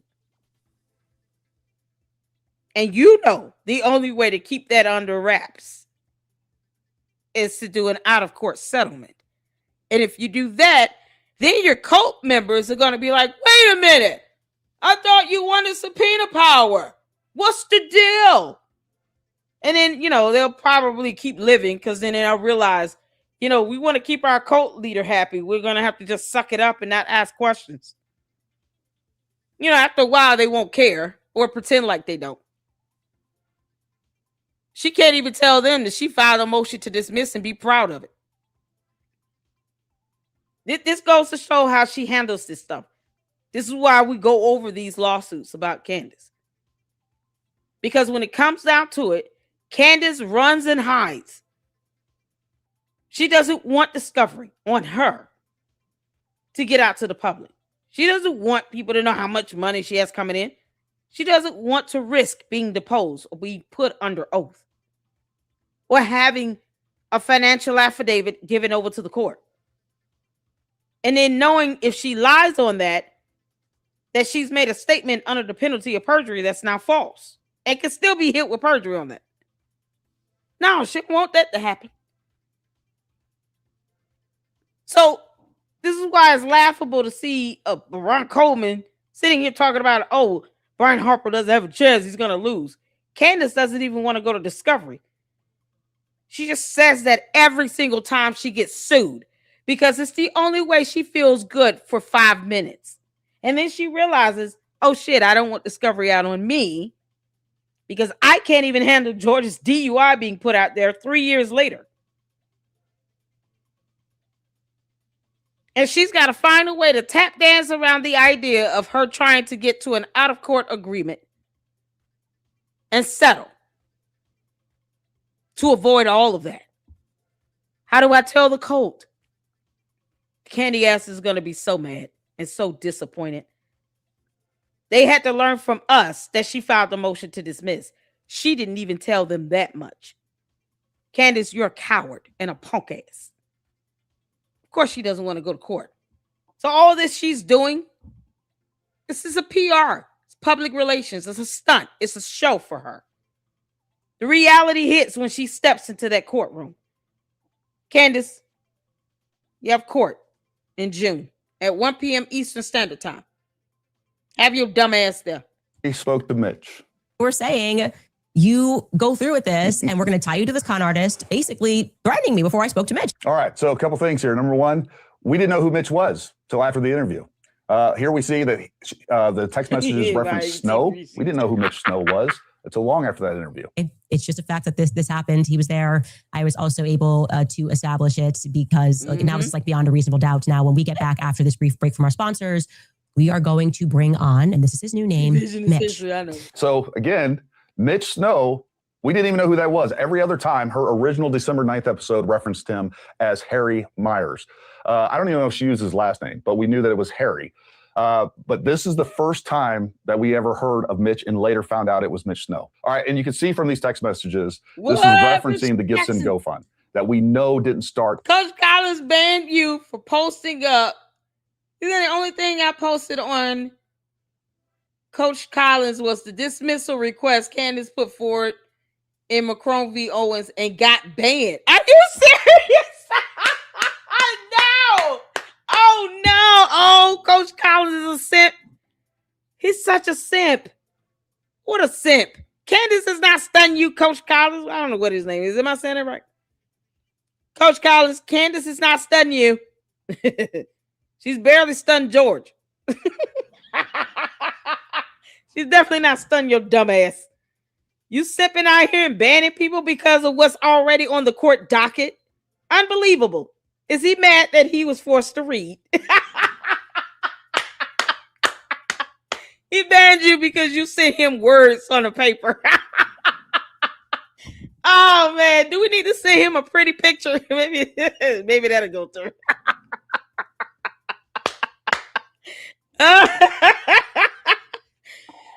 Oh man, they banned you for posting up the motion to dismiss.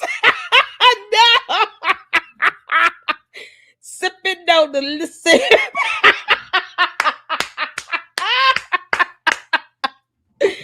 Oh, that's so sad. That's so, oh, Coach Collins, you're such a punk. Oh my God, he's such a simp. Unbelievable. I can't believe it, Rick. Man, somebody, because he had to read a document. It's a motion to dismiss. Why is he mad? Oh God. You think he would call Candace out for this? I thought you said you wanted to go to the discovery phase. Is that a no? You don't want discovery? What do you mean? How dare you betray us? The candy ass simpletons. You know that's stupid. Until after her interview with Mitch Snow. She references at the very end of his interview, hey, I'm going to start a fund for you. We know that the Give Send Go fund was created on December 19th, and it didn't reach $130,000 till December 21st. So her trying to remake history and sit there and say that these threats were coming before she interviewed Mitch Snow, and they're not threats, they were warning. These were people that were looking out for her. I was all about it.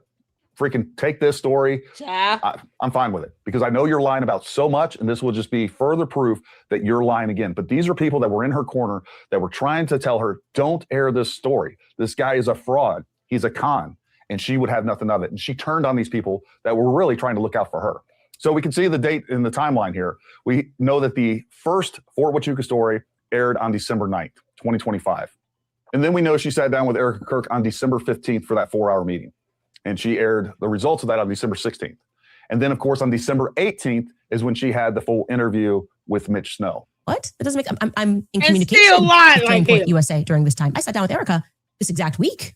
What do you, why wouldn't you, does that make any sense? Why would you, this doesn't make sense to me. I'm thinking this can't be right. Here's another. That's right. She sat down with Erika Kirk for over 4 hours on December 15th. Erika flew to her, capitulated, gave her everything that she wanted, flew to her, sat there and answered any and all questions that Candace Owens had. So we also know, because she admits to it later on, that Candace knew that Mitch said that he saw Erika Kirk at this point. We didn't hear that until December 18th during the full interview. But we also already know that he already accused Brian Harple of being there. So she's sitting there with 4 hours directly in front of Erika Kirk. Why didn't she ask for alibis? Why didn't she ask Erika Kirk right then and there? Yeah, for all those text messages and posts and all that crap that she kept talking about and blah, blah, blah. Why didn't she ask for that? I said the same thing. Oh, such a good question, Gary. You know what's so crazy? Candace doesn't care. That's why. She doesn't give a damn. She had unfriended Charlie Kirk, had not even talked to him or been around him for at least a year leading up to his death. She looks at his assassination video with awe and wonder. With just a calm peacefulness. She's not disturbed or sad or crying at the end. Candace does not give one shit at all. I know people don't always like my language, but it is what it is. She doesn't care. She will watch Charlie Kirk get assassinated over and over and over and over and over again in various videos from various angles. And then admit to being obsessed over that. How many times does she have to show this SUV with all that blood in it? It doesn't care. YouTube refuses to take down those videos or say it's not appropriate for children. Nope, they should sit up there fully monetized and everything with sponsors all in it. The sponsors don't say anything about it. Like, don't sit here and give us a shout out and sponsor. No, Not when you're going over a video where someone's being assassinated. Can you leave us out of that? Hidden Valley Ranch don't give a damn. Just buy their steaks. Planned Parenthood, no, you got blood and vehicles and stuff, and somebody's losing their life. No, never mind that. Just make sure you sign up for this Planned Parenthood thing. They don't care about her even doing an ad for her sponsors in these videos where she's showing vehicles with blood in it. Candace doesn't give a damn. She's soulless and a demonic alien. We're trying to get her off of our planet, people. We're working hard to do that. Candace, get the hell out of here. If she was at Fort Huachuca, she could have provided that information. Well, let's see what Candace has to say about that. Oh, actually, let's go back to the meeting with Erika, because this is also relevant. During that meeting, I did not bring up the Fort Huachuca thing because I, first and foremost, needed to continue vetting various aspects of it, but also I have Brian Harpole's number. And so I was just going to text Brian Harpole directly. But it is worth saying that during that interview, Erika gave me Brian Harpole's flights and said, I know that you mentioned that you thought Brian Harpole was at this interview. Here are his flights. Now, you guys would later see those flights because Alex Jones then mysteriously has these flights. I took the... It's not mysterious. It's not mysterious. He probably requested it and reported on it. The end. See, Alex Jones had an opportunity to get in Candace's ass about that. He knew she lied about it. And what does he do? Punk out.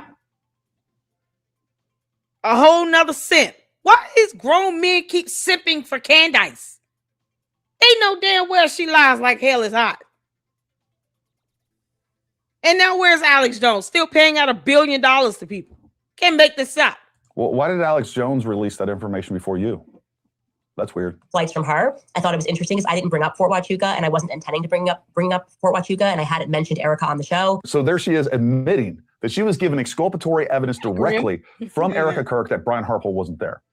And if it wasn't good enough, the itineraries weren't good enough, that wasn't good enough evidence for her to prove that, they could have hashed it out right then and there. She also already had the information that Mitch Snow thought that he saw Erika there. And she could have asked Erika directly for an alibi, but she didn't. Why? Because she's malicious and she wanted the story, the views, the clicks, more than she did the truth. It's just a fact. But I got to say, that's a far cry from what Brian Harpole is now claiming in his lawsuit. In his lawsuit filing, remember, he says the reason they didn't respond to my not one, not two, but 3 separate messages. Remember, here they are. Here are my messages. Hey, Brian, Candace. People telling me that you're planning siege regarding a lawsuit. I want to see if you wanted to have an off-record discussion with me about anything, or if you'd like to simply clarify something that you think I got wrong. There's this caricature of Candace Owens out there that she never does any due diligence, just puts out vibes. No. Caricature. What'd she say? Caricature of what? Caricature of Candace Owens. Are you referring yourself in the third person? Candace turned herself into an object. That's what aliens do. I'm not shocked. Why are you referring to yourself in the third person? So now you don't want to claim yourself, you dumb alien. What the hell is this? Y'all, it'll turn herself into a wacky drawing. Oh, man. Oh, you're such a coward. Candace. Condoleezza. Karen. You're such a coward. Why are you referring to yourself in the third person? Now you don't want to admit that you said those things? What the? Oh, God. This dumb alien. Oh, come on, girl. Out there that she never does any due diligence, just puts out vibes. She doesn't try to actually get to the truth. And this whole interaction proves exactly that no one should trust you, that you're not in it for the truth, that you don't do due diligence. You just proved that you had Brian Harpole's number the entire time. And you could have attempted to talk to him before you aired that episode on December 9th, but you didn't care. The only time that you started to care was when you heard he was potentially going to sue you. You could have called him at any point in time. And before, if you were responsible, if you were a journalist, if you cared about the truth, the fact is that you would have texted him before you aired that episode to confirm or deny the information that was going on and give him a chance to clear himself, but that's not what you did. You didn't reach out to him until December 17th, a full 8 days after the defamatory episode on December 9th, and 2 days after Erika had already provided evidence that Brian Harpel was not there. That is complete reckless disregard for the truth. So when she doesn't get an answer from Brian Harpel, and then in spite of having evidence that Brian Harpel wasn't there, she just goes ahead and does the full interview with Mitch Snow, further defaming him. And not once does she inform you, her audience, that she had that evidence. At least I would have given some sort of balance to the story. Hey, by the way. Oh, yeah, no, she didn't do that with the Macrons either, you know, because she has photos of Brigitte Macron when Brigitte Macron was younger that would prove that she is a full-fledged woman. Candace, you gonna keep holding those photos? You lying heifer. So this lying heifer of an alien has actual evidence from the Macron lawsuit as well. Candace, you know how I know? Because I got him. Oh, Candace, you still dumber than a rock. That's why we're doing an expose on George's daddy. Candace, you really want me doing that? I'm just gonna have fun with it. Me and No Reply are gonna go in on you, girl. Shout out to No Reply. We love you, honey. I do have some evidence that Brian Harpel wasn't there. I mean, if that isn't a clear indication of malice, I don't know what is. They have all the documents and proof. Both Brian and Erika weren't there. And they're purposefully giving Candace rope to hang herself with this while they build a massive defamation lawsuit. Yeah, as anyone would. They gave you plenty of rope to hang yourself with because they did everything they could to prevent it. They acted in good faith. They gave you the information that you needed and or could have followed up with before the accusations. Exactly. But that's not how this works in the United States. We don't just go out and accuse people and just defame them, slander them, say they're guilty of murder, and then defend the validity of this story for months and months and months, never once telling your audience that you actually have exculpatory evidence. For months, she demanded alibis from people, leaving the accusation hanging over them that these people were involved in Charlie Kirk's assassination and convincing the world, by the way. So, I mean, millions of people, because of this story that is complete nonsense, are convinced that they were involved in Charlie Kirk's assassination. She did this, and now she wants to sit around, make up complete lies, pretend that she's the victim, and make up this conspiracy that is, again, based on lies. She's attempting to say that these people tricked me into saying this. Get out of here. This is, I mean, the insanity of this is just breathtaking. It's hard to watch. It really is. So yesterday, Candace decided to comment on one of my posts, and I kind of let her have it. And I think this tweet really does summarize this entire thing. Oh, look, the DEI queen of lies in my comments. I have a banger video for you tomorrow, proving once again that you lied while crying, woe is me, like the victim method actor that you are. You didn't text Harpel until December 17th, a full 8 days after you defamed him with your Fort Huachuca premiere on December 9th. You also proved you had his contact information, but showed such disregard for the truth that you didn't text him before airing that episode. You first reached out on December 17th, only after hearing he planned to sue you. You further proved malice by airing the Mitch Snow interview on December 18th without hearing from him and with no proof he was there. As a matter of fact, she had evidence that he wasn't there, but completely threw that out the window, didn't even bother to tell her viewers that she had that information. You met with Erika on December 15th, 6 days after airing the Fort Huachuca story, while in contact with Mitch Snow, the son of the Zodiac Killer, yet never asked. Candace, this man professed to be the son of the Zodiac Killer. Do you understand how horrible that is? The Zodiac Killer was a mass murderer that taunted the police department. And he confessed with no evidence, by the way. No evidence on no DNA tests and nothing. That he was the son of the Zodiac Killer. Why would that be bragging rights for him? Because he's evil as well. This is the same miscreant that raised a hammer to hit his wife because he was throwing a tantrum like a man-child baby. He was going to hit this woman with a hammer. We saw the video with Candace. We slowed it down. I had to take a screenshot because it was so unbelievable. And what does he brag about? Being the son of a Zodiac Killer. A mass murderer. Oh my goodness. Candace, you reek of evil. Asked her if she was at Fort Huachuca during that 4-hour meeting. 3 days later, you aired the Mitch Snow interview implicating Erika, Kirk, and Charlie's assassination. You then claimed vet bros were threatening you to not interview him, which is laughable since everything you cited as proof came after your episode aired. Those texts referenced Mitch. No one knew who Mitch was before December 18th. They also referenced the Give, Send, Go account and specifically the $130,000, which was after the interview. Your own allies, Ian Carroll, Evan Kilgore, and VFT warned you Mitch lied to you. But now you call that a threat. You want to use all those facts and cry victim that you were entrapped into a defamation suit. Your own stupidity and ignorance did that. I hope Harmeet Dillon and Dylan Law watch your Wednesday show. I think it turns a good lawsuit into a slam dunk. Keep lying that I was paid by TPUSA or directed by Andrew Colvett and you'll face another lawsuit. It's a lie and you know it.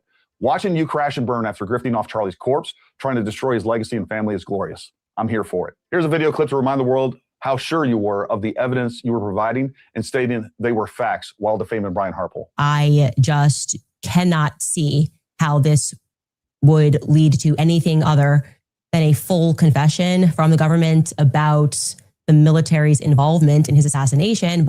And she kept saying the military, like she couldn't narrow it down to one particular sector of our military. No, just kept saying the military.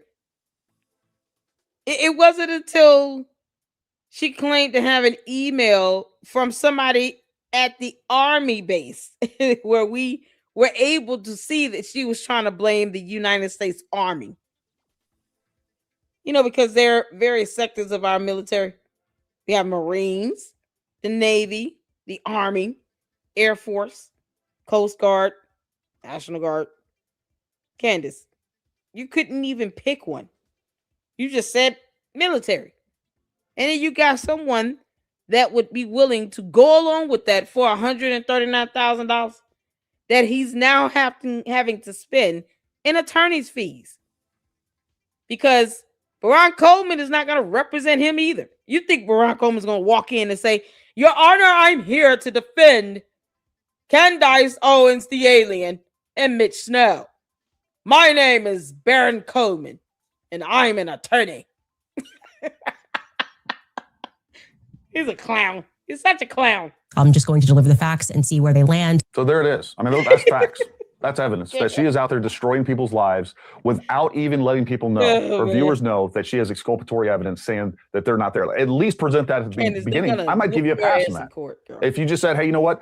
He's saying this. I'll just let you guys know right now that, Brian Harpole has, evidence that he wasn't there. Exactly, Rick. We'll continue to vet this. That would be the responsible way to go about handling this. I mean, the real responsible way to do it is figure all that out before you air the episode. But that's not what she's doing. She's out there destroying people's lives. And then on top of that, she's going to sit there and try to lie to you, lie to everyone, and create this conspiracy against her. When it's her own ego, she wouldn't let this go. When everybody around her was telling her, this guy's a liar. He's a con artist. And he is. And we've provided proof time and time again that this guy lies. He completely made up a story that his ex-wife, beat him with a hammer, trapped him into the garage, and come to find out that wasn't the case at all. He was the one with the hammer. He was the one that was beating on her car. She wouldn't let it go. Raise the hammer to the woman. Let's take a minute and remind everybody who Mitch Snow actually is. And on that morning, she was loading up. Oh, come now. Does he look like he's the son of the Zodiac Killer? You're a slobber blob. So this slobber blob claims to be the son of the Zodiac Killer. Someone who murked and took people's lives and taunted the police for years. Like, are you kidding? That's not a bragging right. He also claimed to have been a member of the military and a veteran. Oh, man. He's an embarrassment to humanity. That's what he is. And Candace is still a dumb alien. Oh, you dumb goon heifer. You are so going to lose this lawsuit, Candace. There's nothing that the candy asses can tell you to have you think otherwise. You might want to sit down and think about a number to offer in an out-of-court settlement. You're going to get mollywopped in court. Now, I'm here for Candace to be deposed and put under oath. I want nothing more than to see this heifer get deposed and put under oath.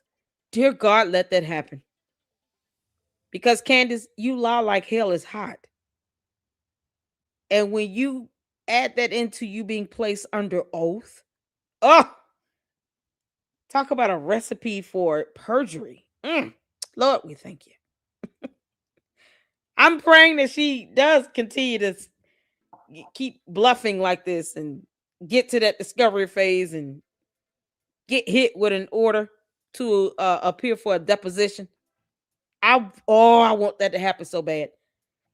And let the cameras go in the courtroom. We can all see that live. To see Candace Owens get the pose live. Oh, girl, I dare you to lie under oath. I dare you, Candace. The vehicle to go for this meeting.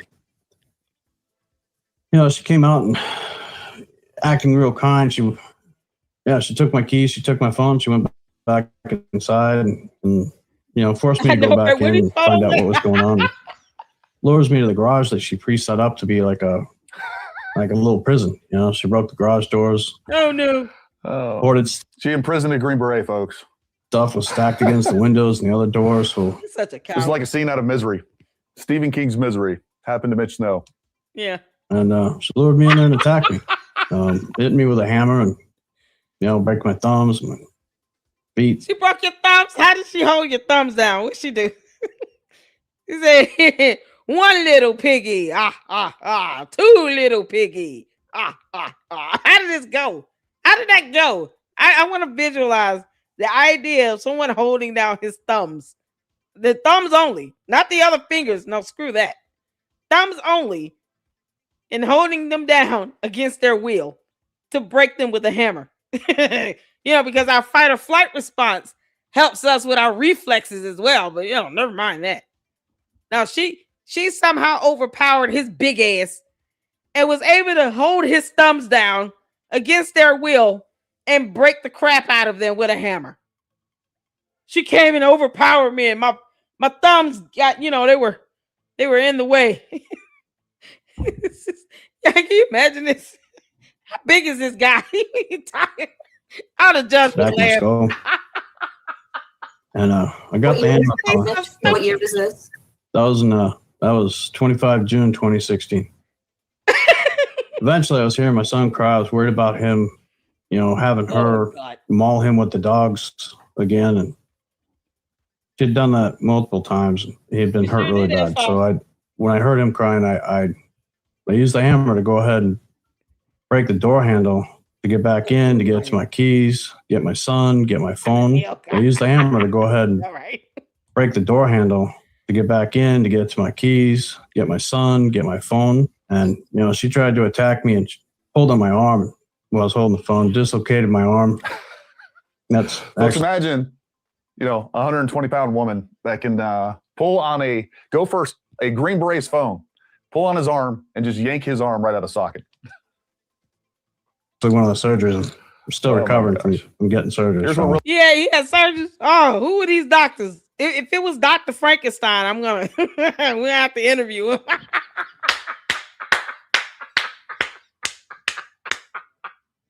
One of the doctors was Dr. Frankenstein. Candace, we're going to keep laughing at you until kingdom come. You understand, you clown?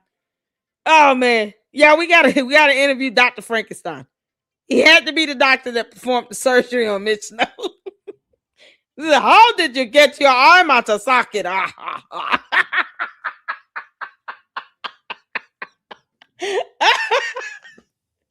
It's alive. Oh, can we get Mitch Snow as a Frankenstein? Oh, please, please. Can we please get Mitch Snow as Frankenstein? Oh, man. With Dr. Kevorkian. Was it Dr. Kevorkian? Oh, man. Has his ass on an operating table trying to put his arm back in socket. And the wife in the corner with the hammer. Oh, good God. Y'all, Mitch Snow's got to be 280 pounds of monkey meat. What are we talking about? It happened on July 25th, 2016. Lene, his ex-wife, actually had this recorded. This is what really happened. Touch that Mustang. Oh. Stop it! Touched it. Look at Do his not big hit ass. my Mustang. Irritate me all you want. You're ruining our relationship because you gave your keys to your cousin. I He didn't lost give them. my keys to anybody. You're the one who asked him to mess with your car. I haven't touched this car in forever. It's been in my way. What? Look at this punk ass. Why are you mad about this? Imagine this. You wake up on a Saturday, you're making waffles, the kids are watching cartoons, and the next thing you know, this sack of shit comes out with a hammer banging on your car. And you're like, what the is going on?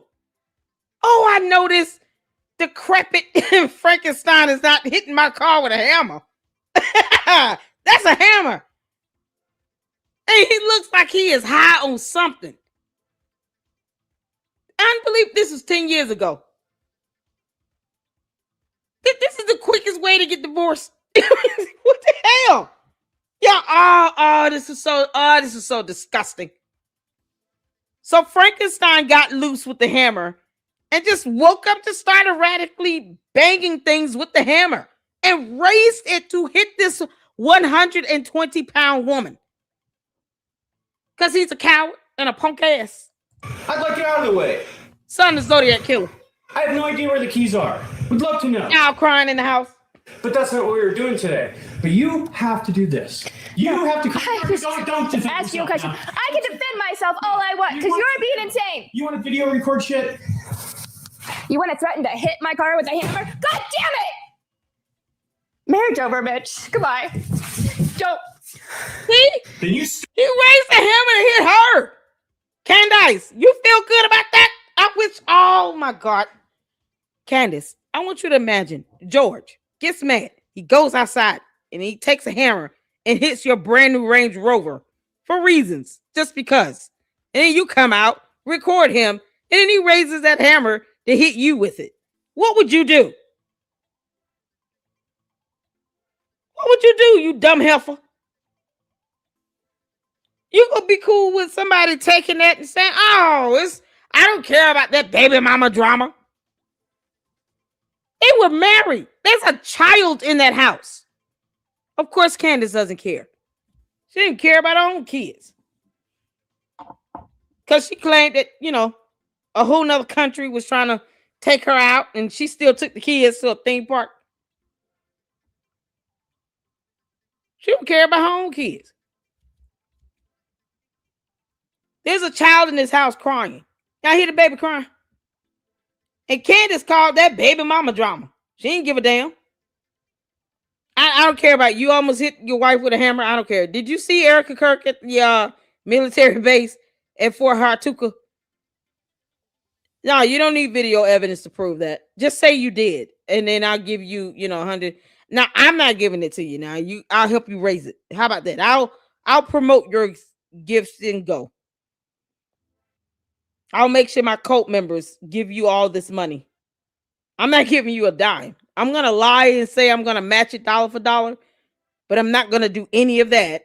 I don't care about your baby mama drama or the child crying in the house, or how Child Protective Services should have been getting the child and the mother out the house away from you, or DFACs or police officers. Like I don't care about that. You raised a hammer to hit her. I don't care. Just talk about Fort Hartuka. My cult will not care either. They don't care. They're stupid. Stop it. You know what? Do it all you want. Go ahead. I want to. I want you to fucking start treating me better than you treat this car. This is how you treat us. Can't make this stuff up, man. My wife neglects us, ignores us, and then screams at us on Saturday mornings about things that are completely unimportant to her. She's not the one yelling, you dumbass. You're the one that's sitting here swinging around a hammer. Of course she will record you. Because you raised the hammer to her. Who knows what would have happened if she wasn't recording you? This could have been the more calm version of him. It probably took her to record him to save her life. What if he would have snapped and just went crazy with her with that hammer? He already raised it to her. It was like a knuck if you buck situation. He needed his ass whooped. What are we doing? Didn't he have some stolen valor? Mitch Snow needs his ass whooped by real men, like 4 of them. Just beat the shit out of him for 5 minutes. Yeah, the similarities between this man and Candace Owens, unbelievable. Again, playing the victim, victimizing people, being an emotional manipulator, lying about what's going on, completely making up a completely different story when he's relaying this story. It's insanity. Blames me for losing things I haven't touched. Tried to ask you if you knew where they were. I did, and I told you I don't know. No, you never said that. You had to give me a little asshole answer. I didn't give you an asshole answer. I give you a smartass answer. It's Saturday morning, and it's okay to be a smartass. You do it all the time. Why is it okay? Why is it okay to have this hammer in your hand and raise it to this woman? Why is that okay? Why is it okay to ignore the child crying in the house? And you walking around here banging on things with hammers. Why is that okay? And you doing all of this around a minor child. Why didn't he go to jail? Is my question. Like, I would have welcomed the cops to come in and tackle the hell out of him right now. What is so bad about being a smartass?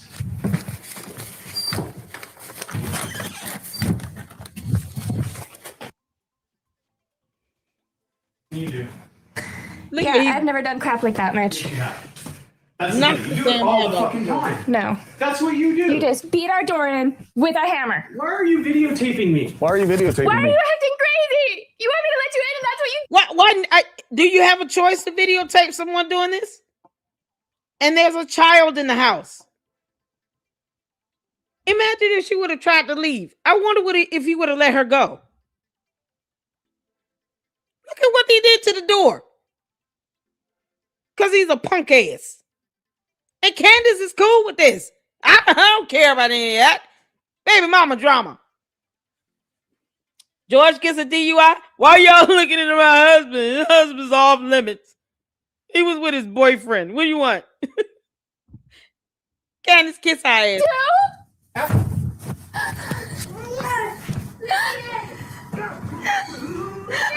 This woman is traumatized.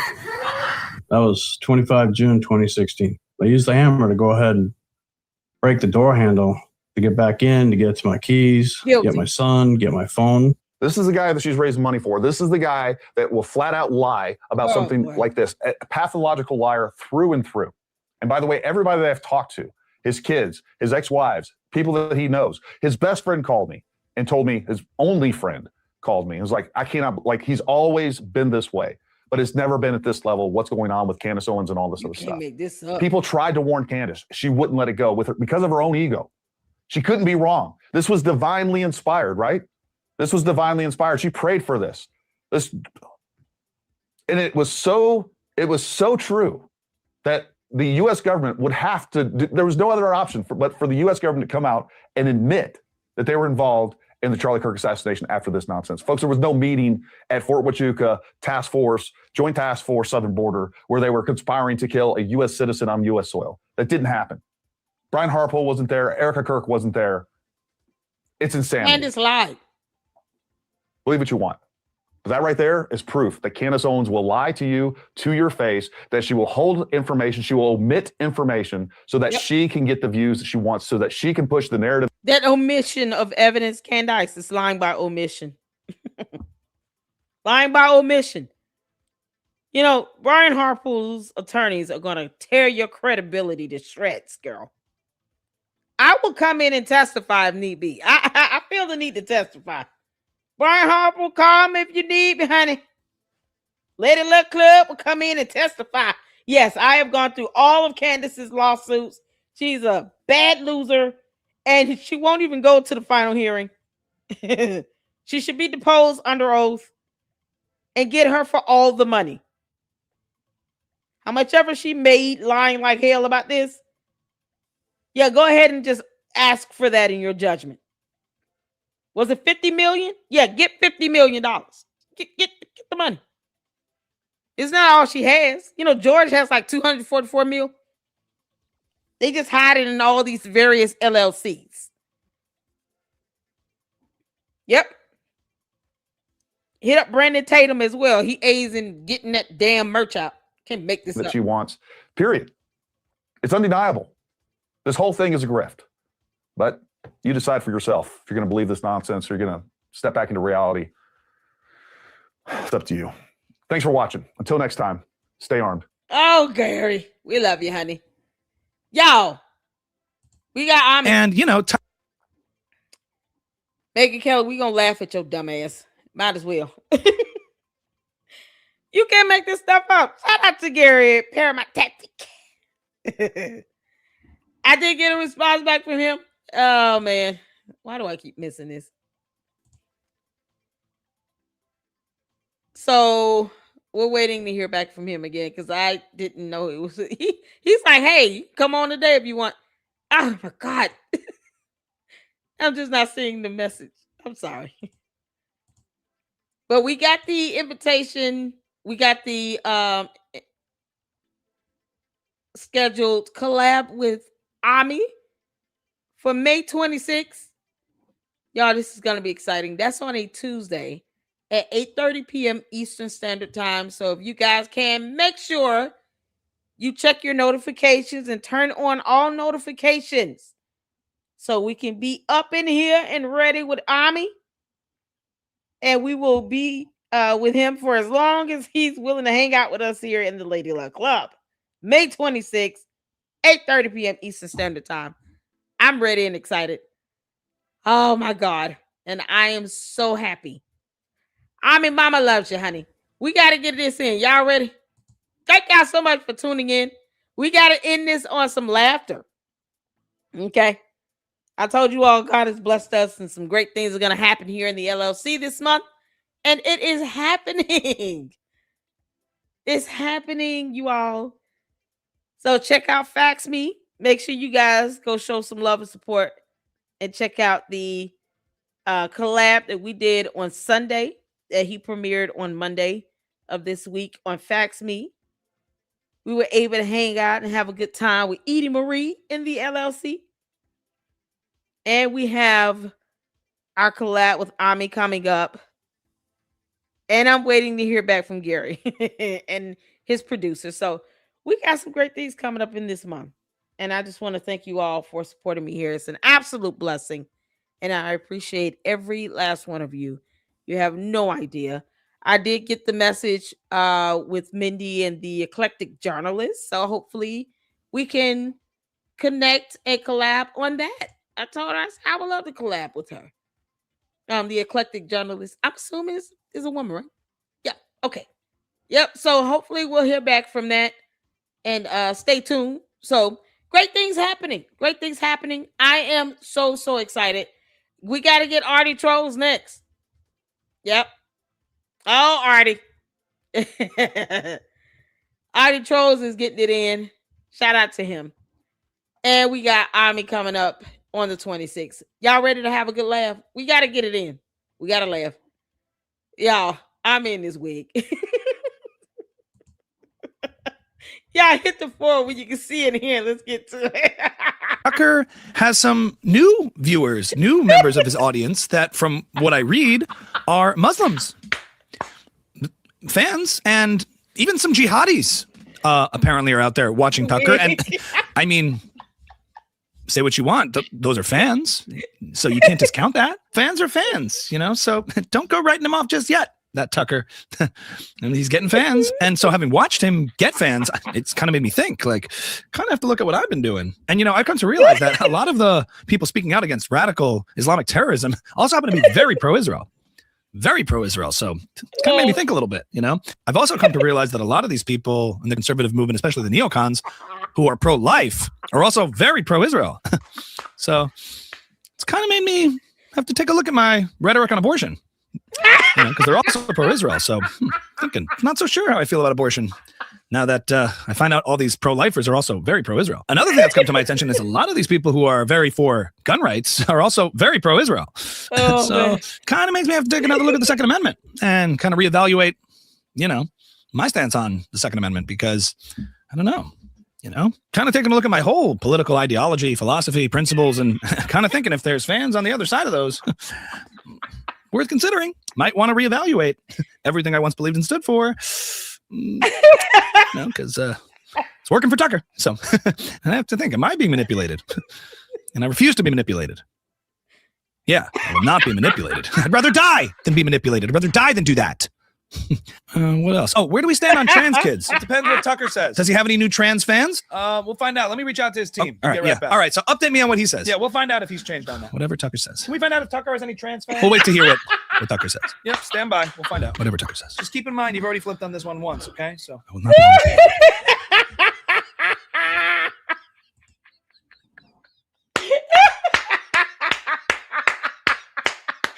Oh, Megyn Kelly, you clown.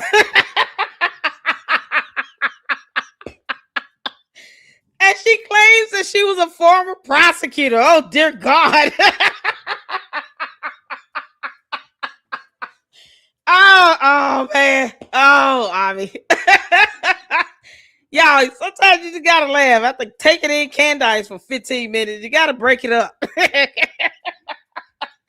Oh, Lord have mercy. Oh, man. Candace makes you want to actually laugh at Megyn Kelly. Can you believe it? Shout out to Ami, y'all. Ami will be with us May 26th. All right. Y'all make sure you turn on your notifications. We'll be back at it again tomorrow. And we'll get in some more content here. Nick Brooks did a video breaking down the lawsuit. We'll try to get a little into that. And y'all let me know if I missed the Laura Loomer on Candace. We did a watch party on one of her episodes. I think we may have to do the other one. I'm not quite sure. I thought it was 2 of them. So let me know if you see it. Send me the link to her Laura Loomer shows on X. If we didn't get the other one, we saw watch party for one. I think it was the other one we need to catch up on. And we'll schedule that. I appreciate all of y'all. Hit that like button and make sure you hype this video up once it's done. And until then, you guys be good. Have a good evening. And I will see you all in the next one. Lady Luck Club out. Deuces.